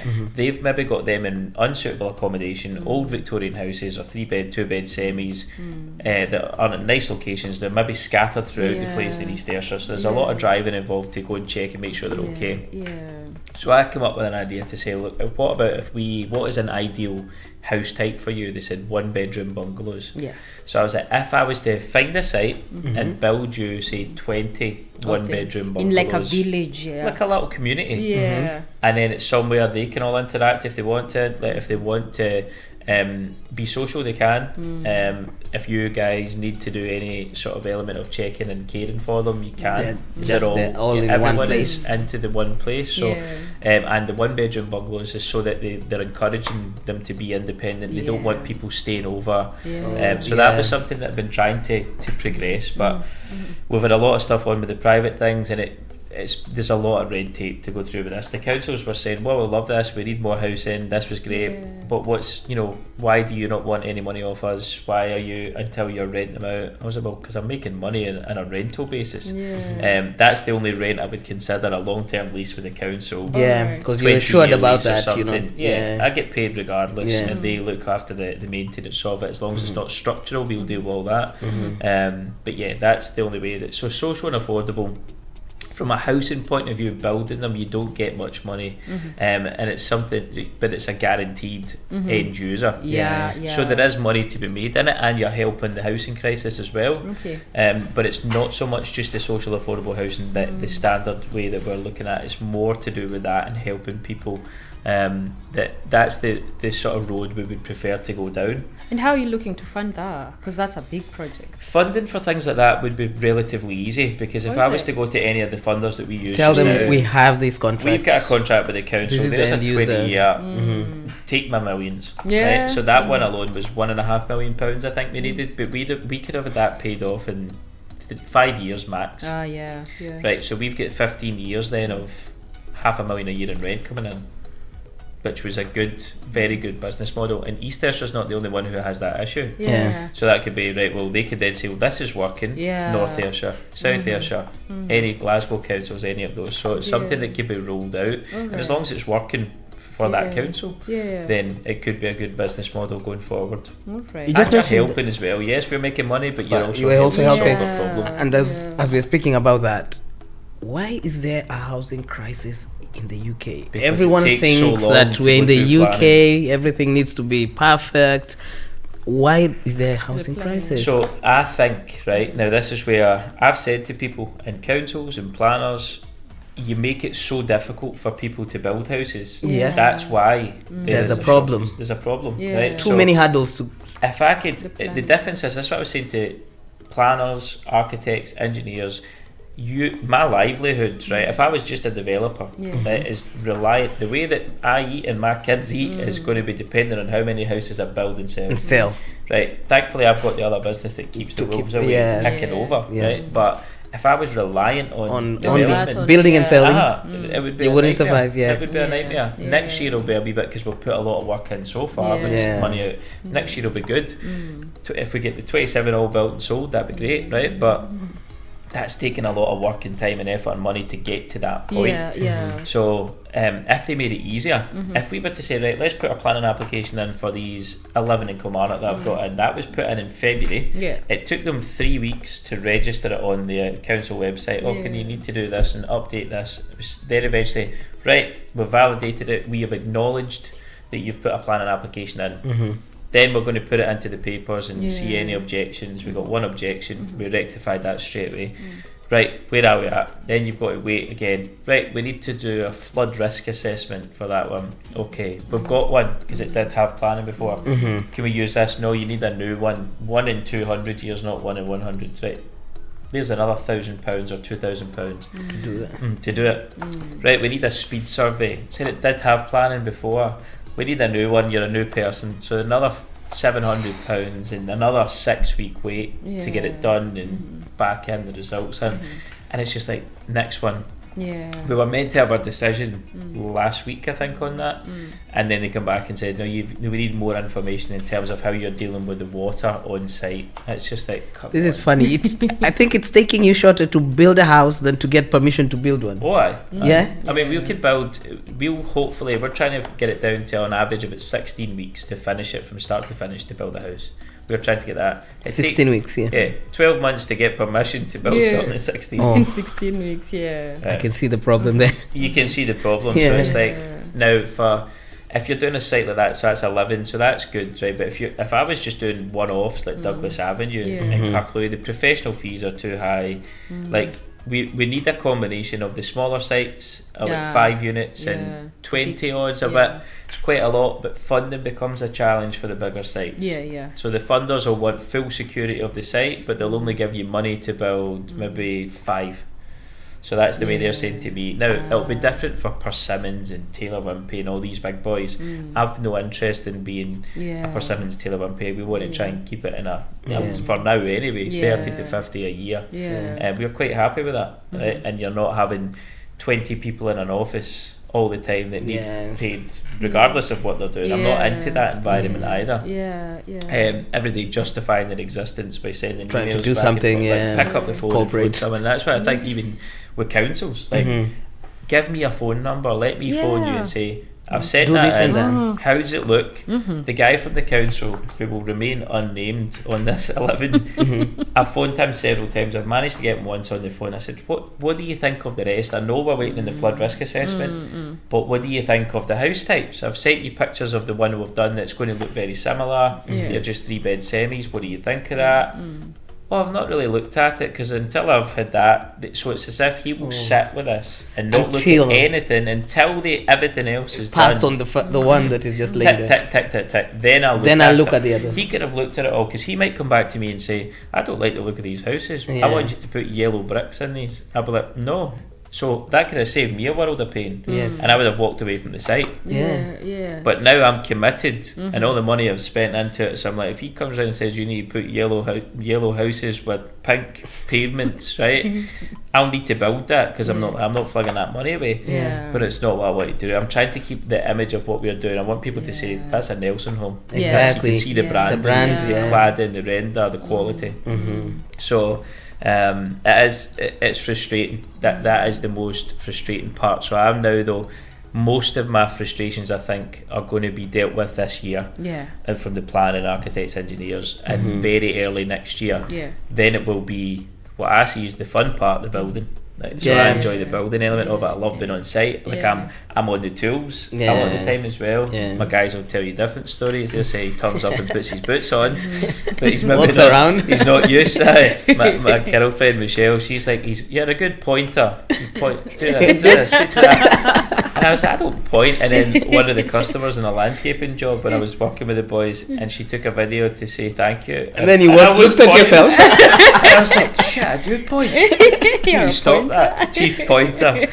No, but it needs to be made a lot more streamlined. I think the difference is, right, people who work for councils do very, very... now, I don't want to offend anyone by saying this, course, right? Because I've got friends who work at councils, but they're not business people, so they get paid every month, as long as they do what they do, they'll tick their way through a list. There's no urgency in councils, and it comes from the top though. Because if I didn't care, if I was like jumping out the van at 8:30 in the morning, alright boys, having a coffee and let's just chill and talk about your date. What did you do last night? Did you watch that programme?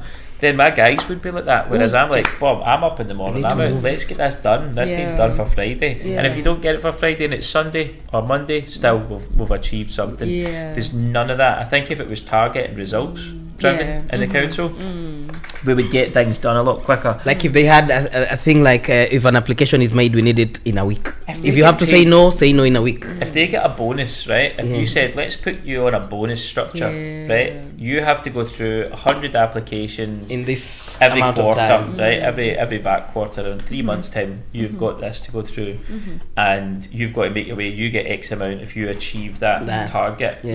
But then I just need to, like, for us as developers, we just need to know if it's a yes or a no. Right? Exactly. Or what do I change? See if I can find out in a week if it's a yes or a no. That would be much better. And then I'm on to the next one. I praise this site. Does this work? Because for every site that I look at, right, a lot of them don't work. Right, if you're looking at a site, well, I'll do my figures on it. The end values of the house in this area is only going to achieve 150. It's going to cost me 130 to build it. There's no margin. It doesn't matter what you build. It's not going to work. So the some sites just don't work when I do a very high level appraisal on it. There's some sites that work, and then I'm going, right, now will we get planning? So that's where we then take the time and you negotiate it. The person who you're buying the site from thinks it's valued at here, and here, because I want to make as much money, so somewhere we meet here, but you've still got all the fees. And like the councils though, if they were to say, if we were to put something in and 6 weeks later have a yes or a no, much better, because you've not had the pain, extra money, all these things. You just deal with it, you take it. If you win, go on. If you lose, you just move on to the next one. But it's the speed that it takes, the time it takes is just too slow. So there's always a chance to invest with you, right? So in terms of angel investors, I know we've spoken about it, but if somebody wanted to reach out to you, how do you have an Instagram? Do you have a phone number or an email somebody can reach you out? I've got Instagram, email, so Barry_Nelson87 I think is my Instagram. I've got Facebook, but I think I'm at my friend limit with Facebook. I used to speak at a lot of things property related, and people would add you, so then you've only get 5,000, so Instagram's probably better. You can get my details if you message me. I'll give my phone number out or my email address, no problem. So if someone is sitting with money, right, and they're saying, look, we're interested in learning, because you can be involved if you wanted, not to the point I don't want you helping me pick out kitchens and all that stuff, right? I'm not a control freak, but I like what I like. You're not even a pointer. Not even a pointer. You just do this. But I think from, if they add me on Instagram or connect with me on Instagram, phone number, whatever, we can have a meeting, come to one of the sites, see what we're all about. But if somebody's want to get involved and learn a wee bit about the process, to do it themselves, but earn some money along the way, I think the minimum we're given just now is £500 a month in terms of interest. That's the way it works. We can either roll it up, you can take it monthly if you want, or you can just roll it up at the end of a deal or a fixed period, 12 months. But if you're given 50,000, you're making, 10% was the sort of minimum we were doing, I think, on that, but up to 15. Anything over and above that's more joint ventures. If somebody's wanting to come in and do something as a joint venture, but typically with them they would need more money. Like the way it works is we've got the money to buy the site, and so partner, for instance, we bought that for £70,000. It's going to cost us say 10-15 to get planning and all that stuff, 85. Then from there we'll get development funding. Once it's got planning, we're able to go on site, so we'll have the money then from the development fund, but they'll take an arrangement fee of 4%. They'll take 1.2% a month or 1.1% a month on everything you draw down.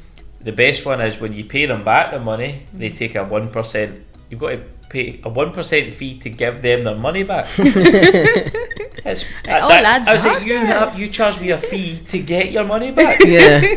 You've charged me one to take it, Yeah, and then one to and give one it to back. give it back, one every month, and then the solicitor's fees and all that. Yeah. So I think from an angel investment point of view, it's quite straightforward. Our lawyers draw up contracts. Your lawyers can look at them if you wanted.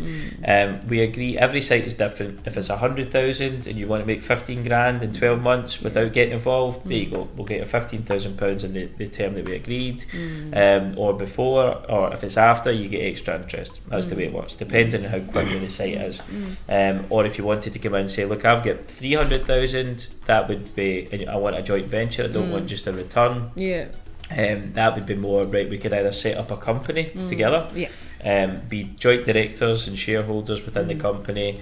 There's more risk in that one in terms of, well, if it doesn't, we don't make the profits we think, you're going to get less money. You'll still make money because we'll hopefully still make a profit. But if instead of getting a fixed rate of 15% on your money, you're going to walk away with 50% of the profits, if the profits end up less, then that's a good thing you've just mentioned there.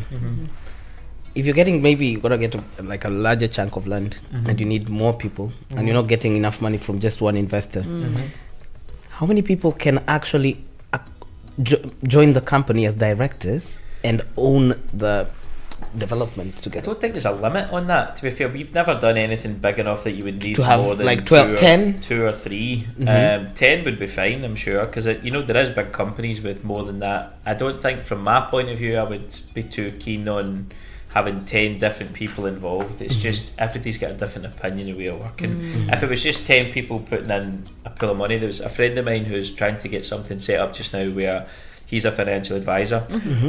So he's trying to just essentially create a little pot of money through different investors. If somebody's got 10 grand to put in, 100 grand, somebody's got £1 million, whatever it is, he's got this pot and he manages where it goes, and it be hopefully some of it our way, because he sees what we do. So and it takes me then having to deal with different individuals and investors. I'm just dealing with him, and he's doing all the stuff, the paperwork and the legal stuff as well, so that's quite good. So I think if it was bigger chunks of money, it'd be better going through that different channel. But if somebody's saying to me, right, I've got even up 50,000, if I've got 50 grand, I want to help you get that plan again, I'll take 15% on my return. So they get 15% on top of their 50, which I don't know what that is because my math. Because how we do things in Africa mostly, it's more social than individualistic. So you'll find in Africa we have a lot of SACCOs. SACCOs are where people just pull in money Like credit unions, and then go out and do some development together, and then at the end of the day they have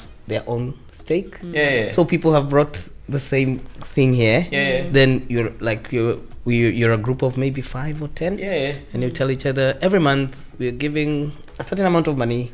We're not gonna use this money, we are looking to invest, so we're gonna just save up for a year or two. Then we'll take a development, we'll come to someone like Barry and then tell them, can we own land together and can you help us acquire land as this group? And then after we do that, maybe guide us towards maybe getting even more funding to now start building with you as a contractor still. Is this something that is viable? I mean, I'm open to anything. If there's opportunities to meet new people, to make money together, I'm up for it. It depends on the time element. I need to be cautious of, because we've got quite a lot on next year. Like, of course, you're doing can't a lot take on too much. And I would rather not let someone down and take on too much, and then you're not able to. And you can't do what you said you're going to do, and it's quick. So I would rather not do that. But definitely, I'm open to having as many conversations as possible. And if there's something, if I like the person and we work well, because that's a big thing as well. Like, you could be sitting there with £1 million and say, look, Barry, I've got £1 million here. There's an investor down my way who I had a meeting with, and I'm just really not a fan at all. He's a prick, for lack of better words. Not my cup of tea. And I just wouldn't even want to get involved in taking money off him, because it would just be there all the time. He's just not a nice guy to be around. So not all money's good money, I don't think. And I would be like, do you know what? I would rather deal with 2 or 3 people who I like and who want to learn as well, who are keen, than deal with one guy who thinks he's Billy Big Balls and he's got plenty of money, but just not an overly nice guy. So, and especially when, say, in terms of planning permissions, like say Douglas Avenue, where you say, oh, maybe this will take a year, then it takes 3 years. You need somebody who's really patient with you. So I know what you mean. Yeah, you don't want somebody who's just. I mean, I've had that before, where it was buy-to-lets, I think, we're struggling to get a refinance done, and it was like, most people, listen, we're going to be late with this, it's 2 months, 3 months sorted, that's fine, Barry, extra interest will be paid, sorted. But there was one, she was from London actually, she was really, I want £1,000 a day penalty, and I was like, that's not what we agreed. And we ended up paying, but it just left a really sour taste in the thing, and I was like, oh, that's not good, I didn't like that. So it's there's always something that comes up that's a challenge, right? Not everything goes swimmingly, some of them go really well, and you're paying them back quicker, and some of them go over, but as long as they're getting compensated for that, then it's all good. Nothing that you write down on paper really goes as smooth as you say, but as long as you get an end result where everyone's happy, then that's the main thing. Sources of funding for you've said, we mentioned angel investors, and then there's the development fund. Can someone get a loan to just buy land? And will they be like, when you're wanting a mortgage, they just look at your, I don't know, credit score or whatever? I think, right now, I've never used just a loan to buy land. I'm sure there's something that you're not meant to do that, right? Now, I could be wrong, but I could be wrong. But I'm pretty sure there was something that, like, when we took out a loan before for something with one of the businesses, and it was like, one of the things that you're not buying land or property with us. That was one of the... That was like a clause. That was a clause in it. We weren't doing any of that with this one. But yeah, I think you can use it to do property refurbishments and all that stuff, but we weren't allowed to buy it with it for what, because essentially you could be getting a mortgage or whatever, which is a secured way of lending. But typically for us, we either use our own cash or angel investment for the site purchase and getting it in through planning. Then when it's got planning and you've added the value, development funding will then kick in, because not many individuals have got £1.5 million sitting there in the bank, liquids, right? So if the development funds, that's their job, they'll say, right, we'll give you a facility of £1 million, but it's paid in drawdowns. So when we add value to the site, so say Kilmarnock, for instance, is one that we've got coming up as soon as we get the planning sorted for it. That's, we're buying it for 330. The value is 400 already, right? That's once we then go in and put the roads and sewers and infrastructure in and get the first 3 floor slab levels, the concrete done for there, then it'll be worth something like 550. We can then, because we've increased the value, the development fund will give us another, say, 100,000 to progress the next bit. Then when you get to that next level, which would maybe be wind and water type, then they'll give you another 100,000. So it's all down in little, it's like tranches. We draw down stages. So for us, we'll have, like Douglas Avenue, once we got the roof and stuff on, right, you can get some money. Once you've got the windows, doors and all that all in, completely done, then you can get some more money. But you're always working and so behind, so you've got to do the work, and then they give you. But you're assured of them coming in and giving it. Then you get it. So it's like the funders that we are using for that and Kirkleaway Developments are the same one. So they're saying, right, okay, we know them, they're good, they know we move fast with the actual work, and we're doing everything right and doing it as per the drawing. They're just trying to protect themselves, because they're like, we give this woman £100,000 and then all of a sudden she just done like £10,000 worth of work, says I need another 100,000. You've not done anything. Where's the 90 grand went, right? So for us, we've got to put it into the deal. It's got to be used for that specific property. You've got to show there's where it's spent, that everything's agreed beforehand, how much it's going to cost for windows, doors and all that stuff. So it's all done, development funding, it's like done in stages. So we'll get that. When you reach this point, then it's worth more money, then you can get more money out of it to finish. But it's good from a point of view that you're not taking £1.5 million straight away, and then you're paying interest on all of that money. You're only paying the interest on what you've already taken. So it keeps the interest cost down. And then say for that one you build 1 and 2, we are maybe in then for I think in total, including the land purchase and all that, we'll be in for about 700,000 or 800,000, but we'll be selling them and then that'll pull all the money back into the pot. So essentially we clear off all the funding again, but the facility's still there. So that's how it works. It's almost like an overdraft facility that you can dip into. Using it then.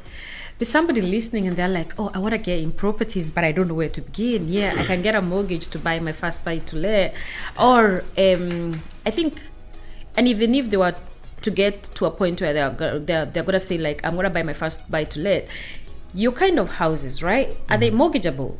Yeah, fully they're classed as a standard house, standard construction. Yeah, so there's no issues getting mortgages or that on them. All right. No What's the cheapest kind of house you looking? Maybe next year, the year after you're looking. We probably won't build anything that's less than 200,000. I don't think in value.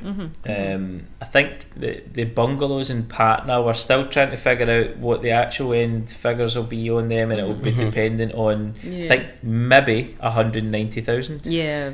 For the smaller two bedroom bungalow, but we should be able to build that for like 80. So that'll be a nice one, and they're fast. Bungalows are really fast to build. So but 190, 200 sort of minimum is what we're doing, because it's still going to cost you. By the time you get the professional fees, the time and interest on the loan to get, it's not really worth your while doing anything less than 150, 100. So 190, 200 is our sort of mark, and then we don't want to build really small houses either. Like, I think the smallest one we've got is about 80 square metres.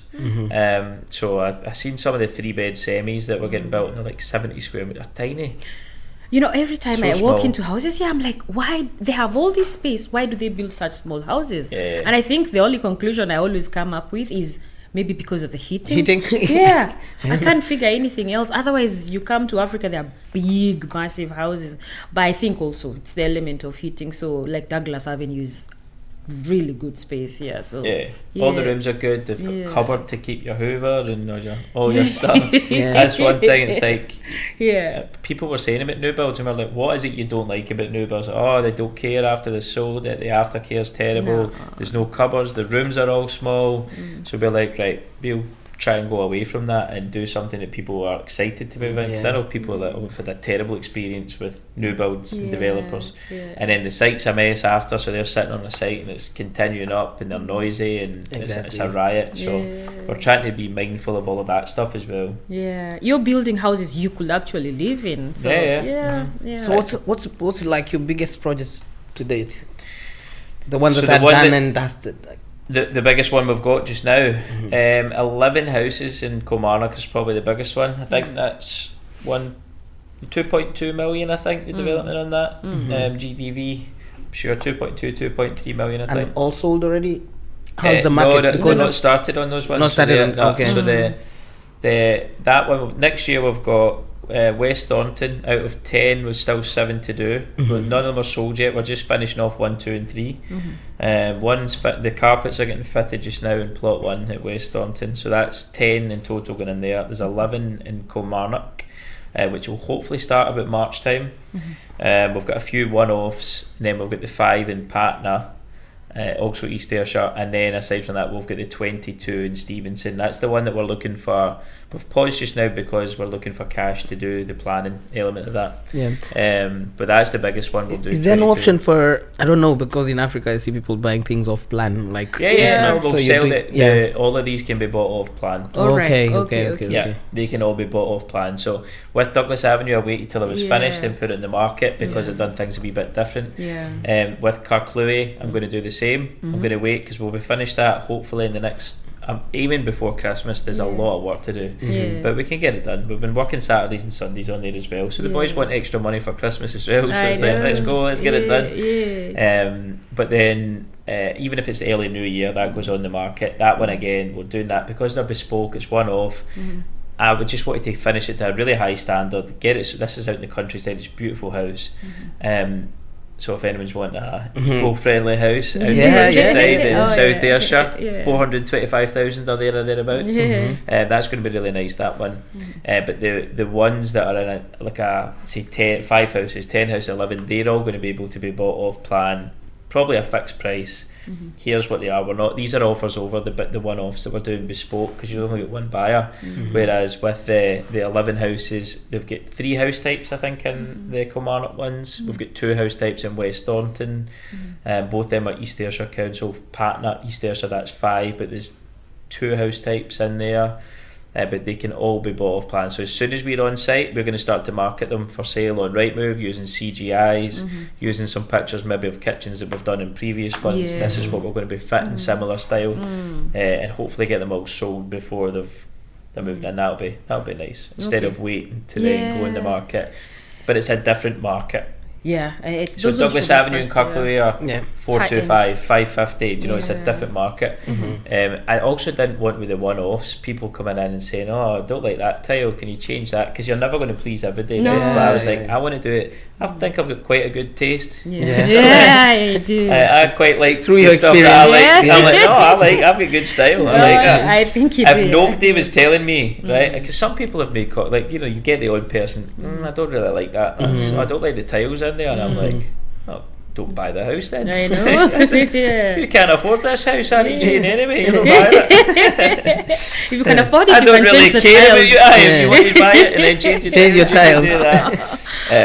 There's something you mentioned earlier on, right? So our people come here and they go through universities and they have masters in all sorts of things, whether in real estate or not, but project managers and all that. And you said there's a staffing point of Nelson Group. Could you tell us more about that? And are you looking for people who could work for you? Because sometimes when you advertise a job, my phone goes crazy when you advertise for a job. So, and I also know developers who are always like, do you have this kind of person? Do you have this guy? So could you tell us more about that, please? Yeah, so the labour supply side of things, it's mostly groundworks. So bigger construction companies, large construction companies who are saying, right, we need, for a short term, we'll maybe need the job that we're on just now down in a primary school in South Ayrshire.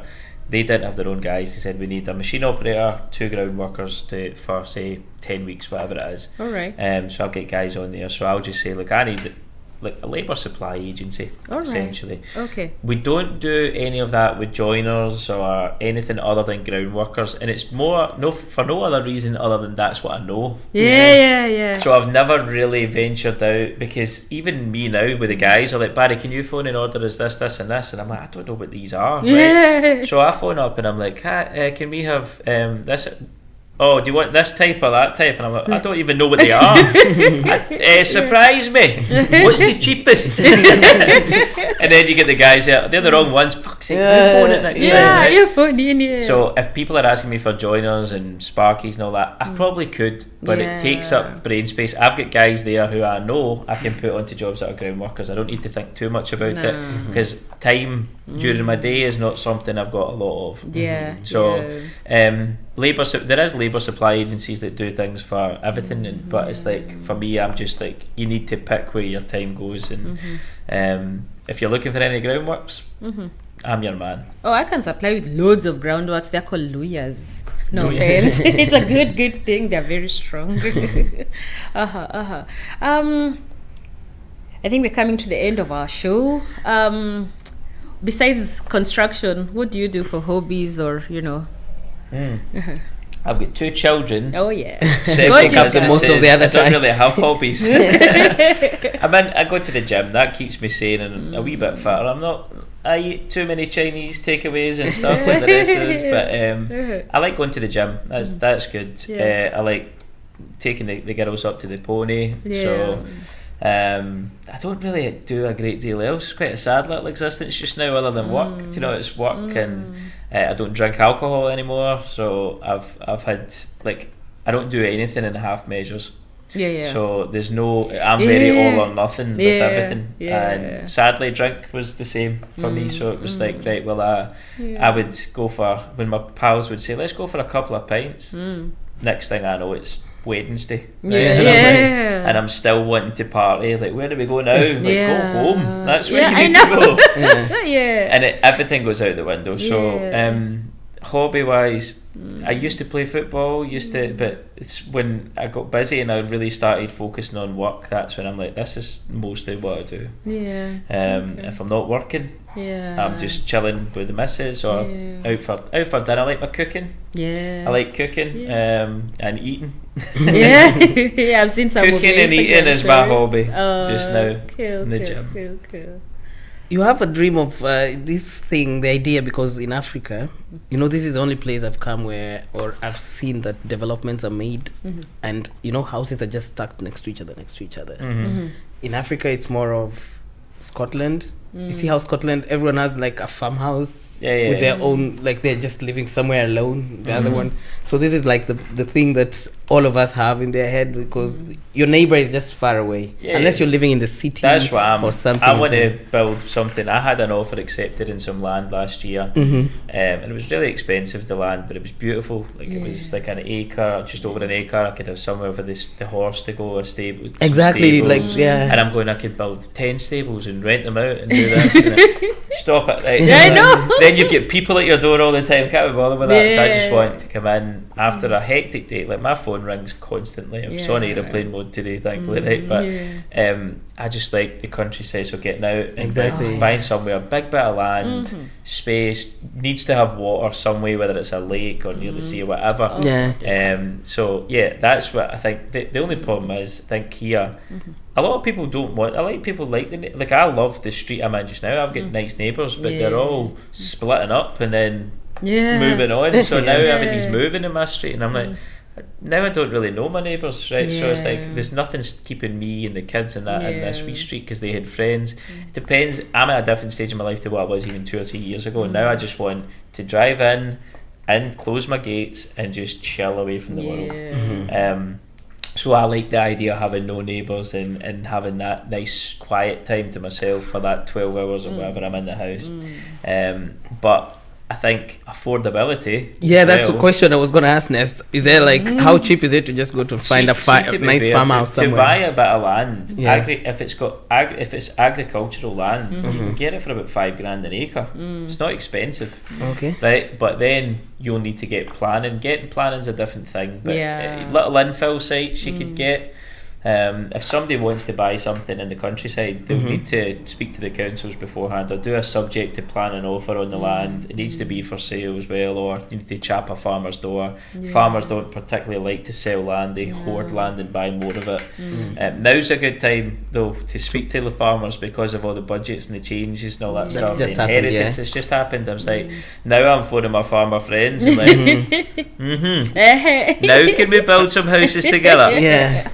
And the way I'm looking at that is joint ventures with farmers, because a lot of the site, if you're buying a site, a lot of the money is buying it and then interest payments. If we did a joint venture with the farmers, like, you put the land up, put it into a company, you're a 50-50 shareholder, you're the land guy, we'll provide the build it, we'll get the funding stuff, we'll get the track record, we'll go 50-50 on the profits. And it saves that you instantly could be sitting on something worth, £500,000 that you don't need to buy. You can refinance against that land once you've got the planning. So you mean if land is already like for agricultural use, I'm Kikuyu. So where we don't know the difference between R and L. But anyway, so if land is for agricultural use, could you convert that into like you can build commercially? Really? A lot of it used to be farming. Most of it, So then you change of use. You're going for planning for residential houses or commercial. So there's lots of land out there that is changing over, right? So even the sites where I am just now, 20 years ago that was a farmer's field. Now it's 70 houses. So that is all you're doing is changing the use of that. There's certain things that are a wee bit funny with in the councils, and we've got there's a plot for sale. They're not going to allow someone to come in and just put 10 houses in an acre in the countryside. There's rules associated with it all, and people will object to it and all that stuff. So you've got a good architect will know what is going to possibly get planning, what's not. There's no point. Even there's architects out there, they can draw what they want on paper. But if you're in the countryside and you're doing a townhouse with balconies up that's never going to get planning in the countryside for something like that, so there's no point wasting you or your client's money. But I think having conversations with the council before, but land is relatively cheap for an acre, especially if there's a farmer with 200, 300, 400 acres that he's got sheep on, selling an acre and get it for 5,000 or so, 10,000, whatever he's willing to sell it, and then you've got an acre of land. If it's in between and there's little houses next to the farms and stuff, you should be able to get another one in there. I don't know where I heard that it was illegal for farmers to sell a small portion of their No, they can land. do what they want to do with it. It's I can sell my labour and my neighbour some land to have more of mine. Do you know what I mean? You can do whatever you want to do. The farmers can sell you little pockets of land. I'm trying to buy some off my friend who's a farmer in Coylton, and just buy an acre off him just now, and not to build a house though, just to have a store for all our materials and plant and all that, and then to build a little office. I would need to go through planning even to get the office. But in the meantime, I would just put a shipping container on it. And just have the office that we've got at Carclue. It's a little office made out of a shipping container. Put it there, pour a toilet, and that's us. We could essentially, we don't need to go through planning for any of that stuff really. And we've got an acre of space that we can use. So it's when you start to have putting buildings and all that on it, then you need to go through the appropriate channels. But it's just, and everything is for sale. It's just what you can actually get planning to do with it.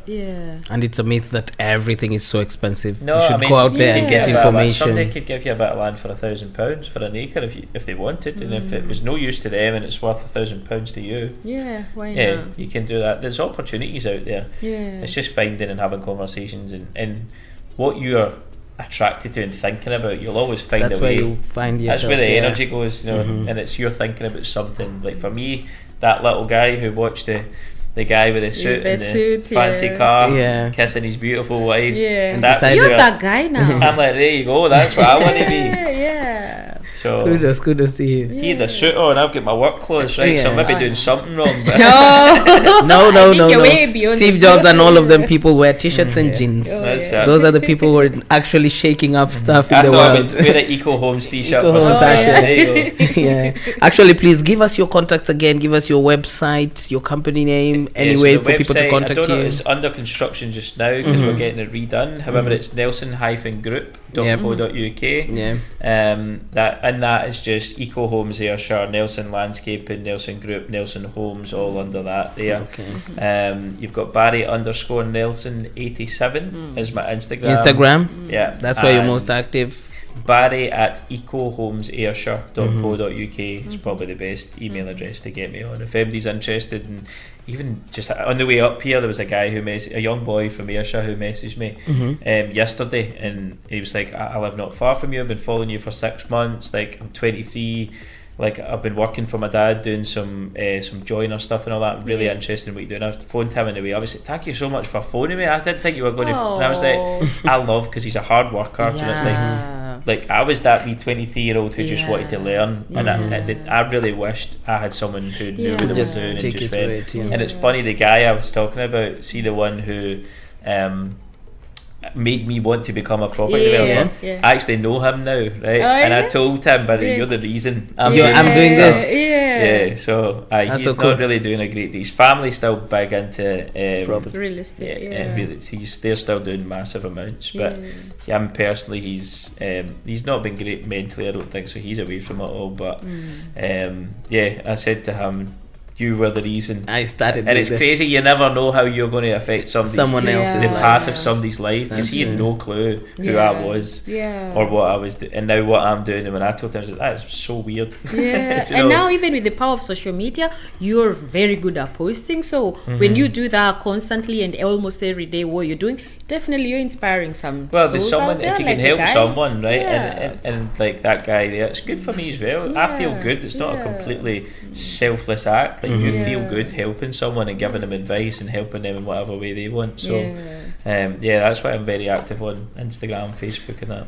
Thank you so But much thanks for asking me gracing today, our guys. show. Yeah, Thank you so you're much. welcome. There's a lot of information to unpack there. Yeah. If you missed the show, I'm hoping you join us on YouTube. You'll find it on there. We'll put all the links there that we've been left with. Thank you for taking your time out of your busy schedule. No, it's all good. Back to, I don't know what my phone is going to go I'm back. sure your phone is buzzing right now. What happened? Thank you so much. Thanks, And see you guys next Wednesday, same place, same time, with another exciting guests and more information on property and investments. Thank you. Thank you. Cheers.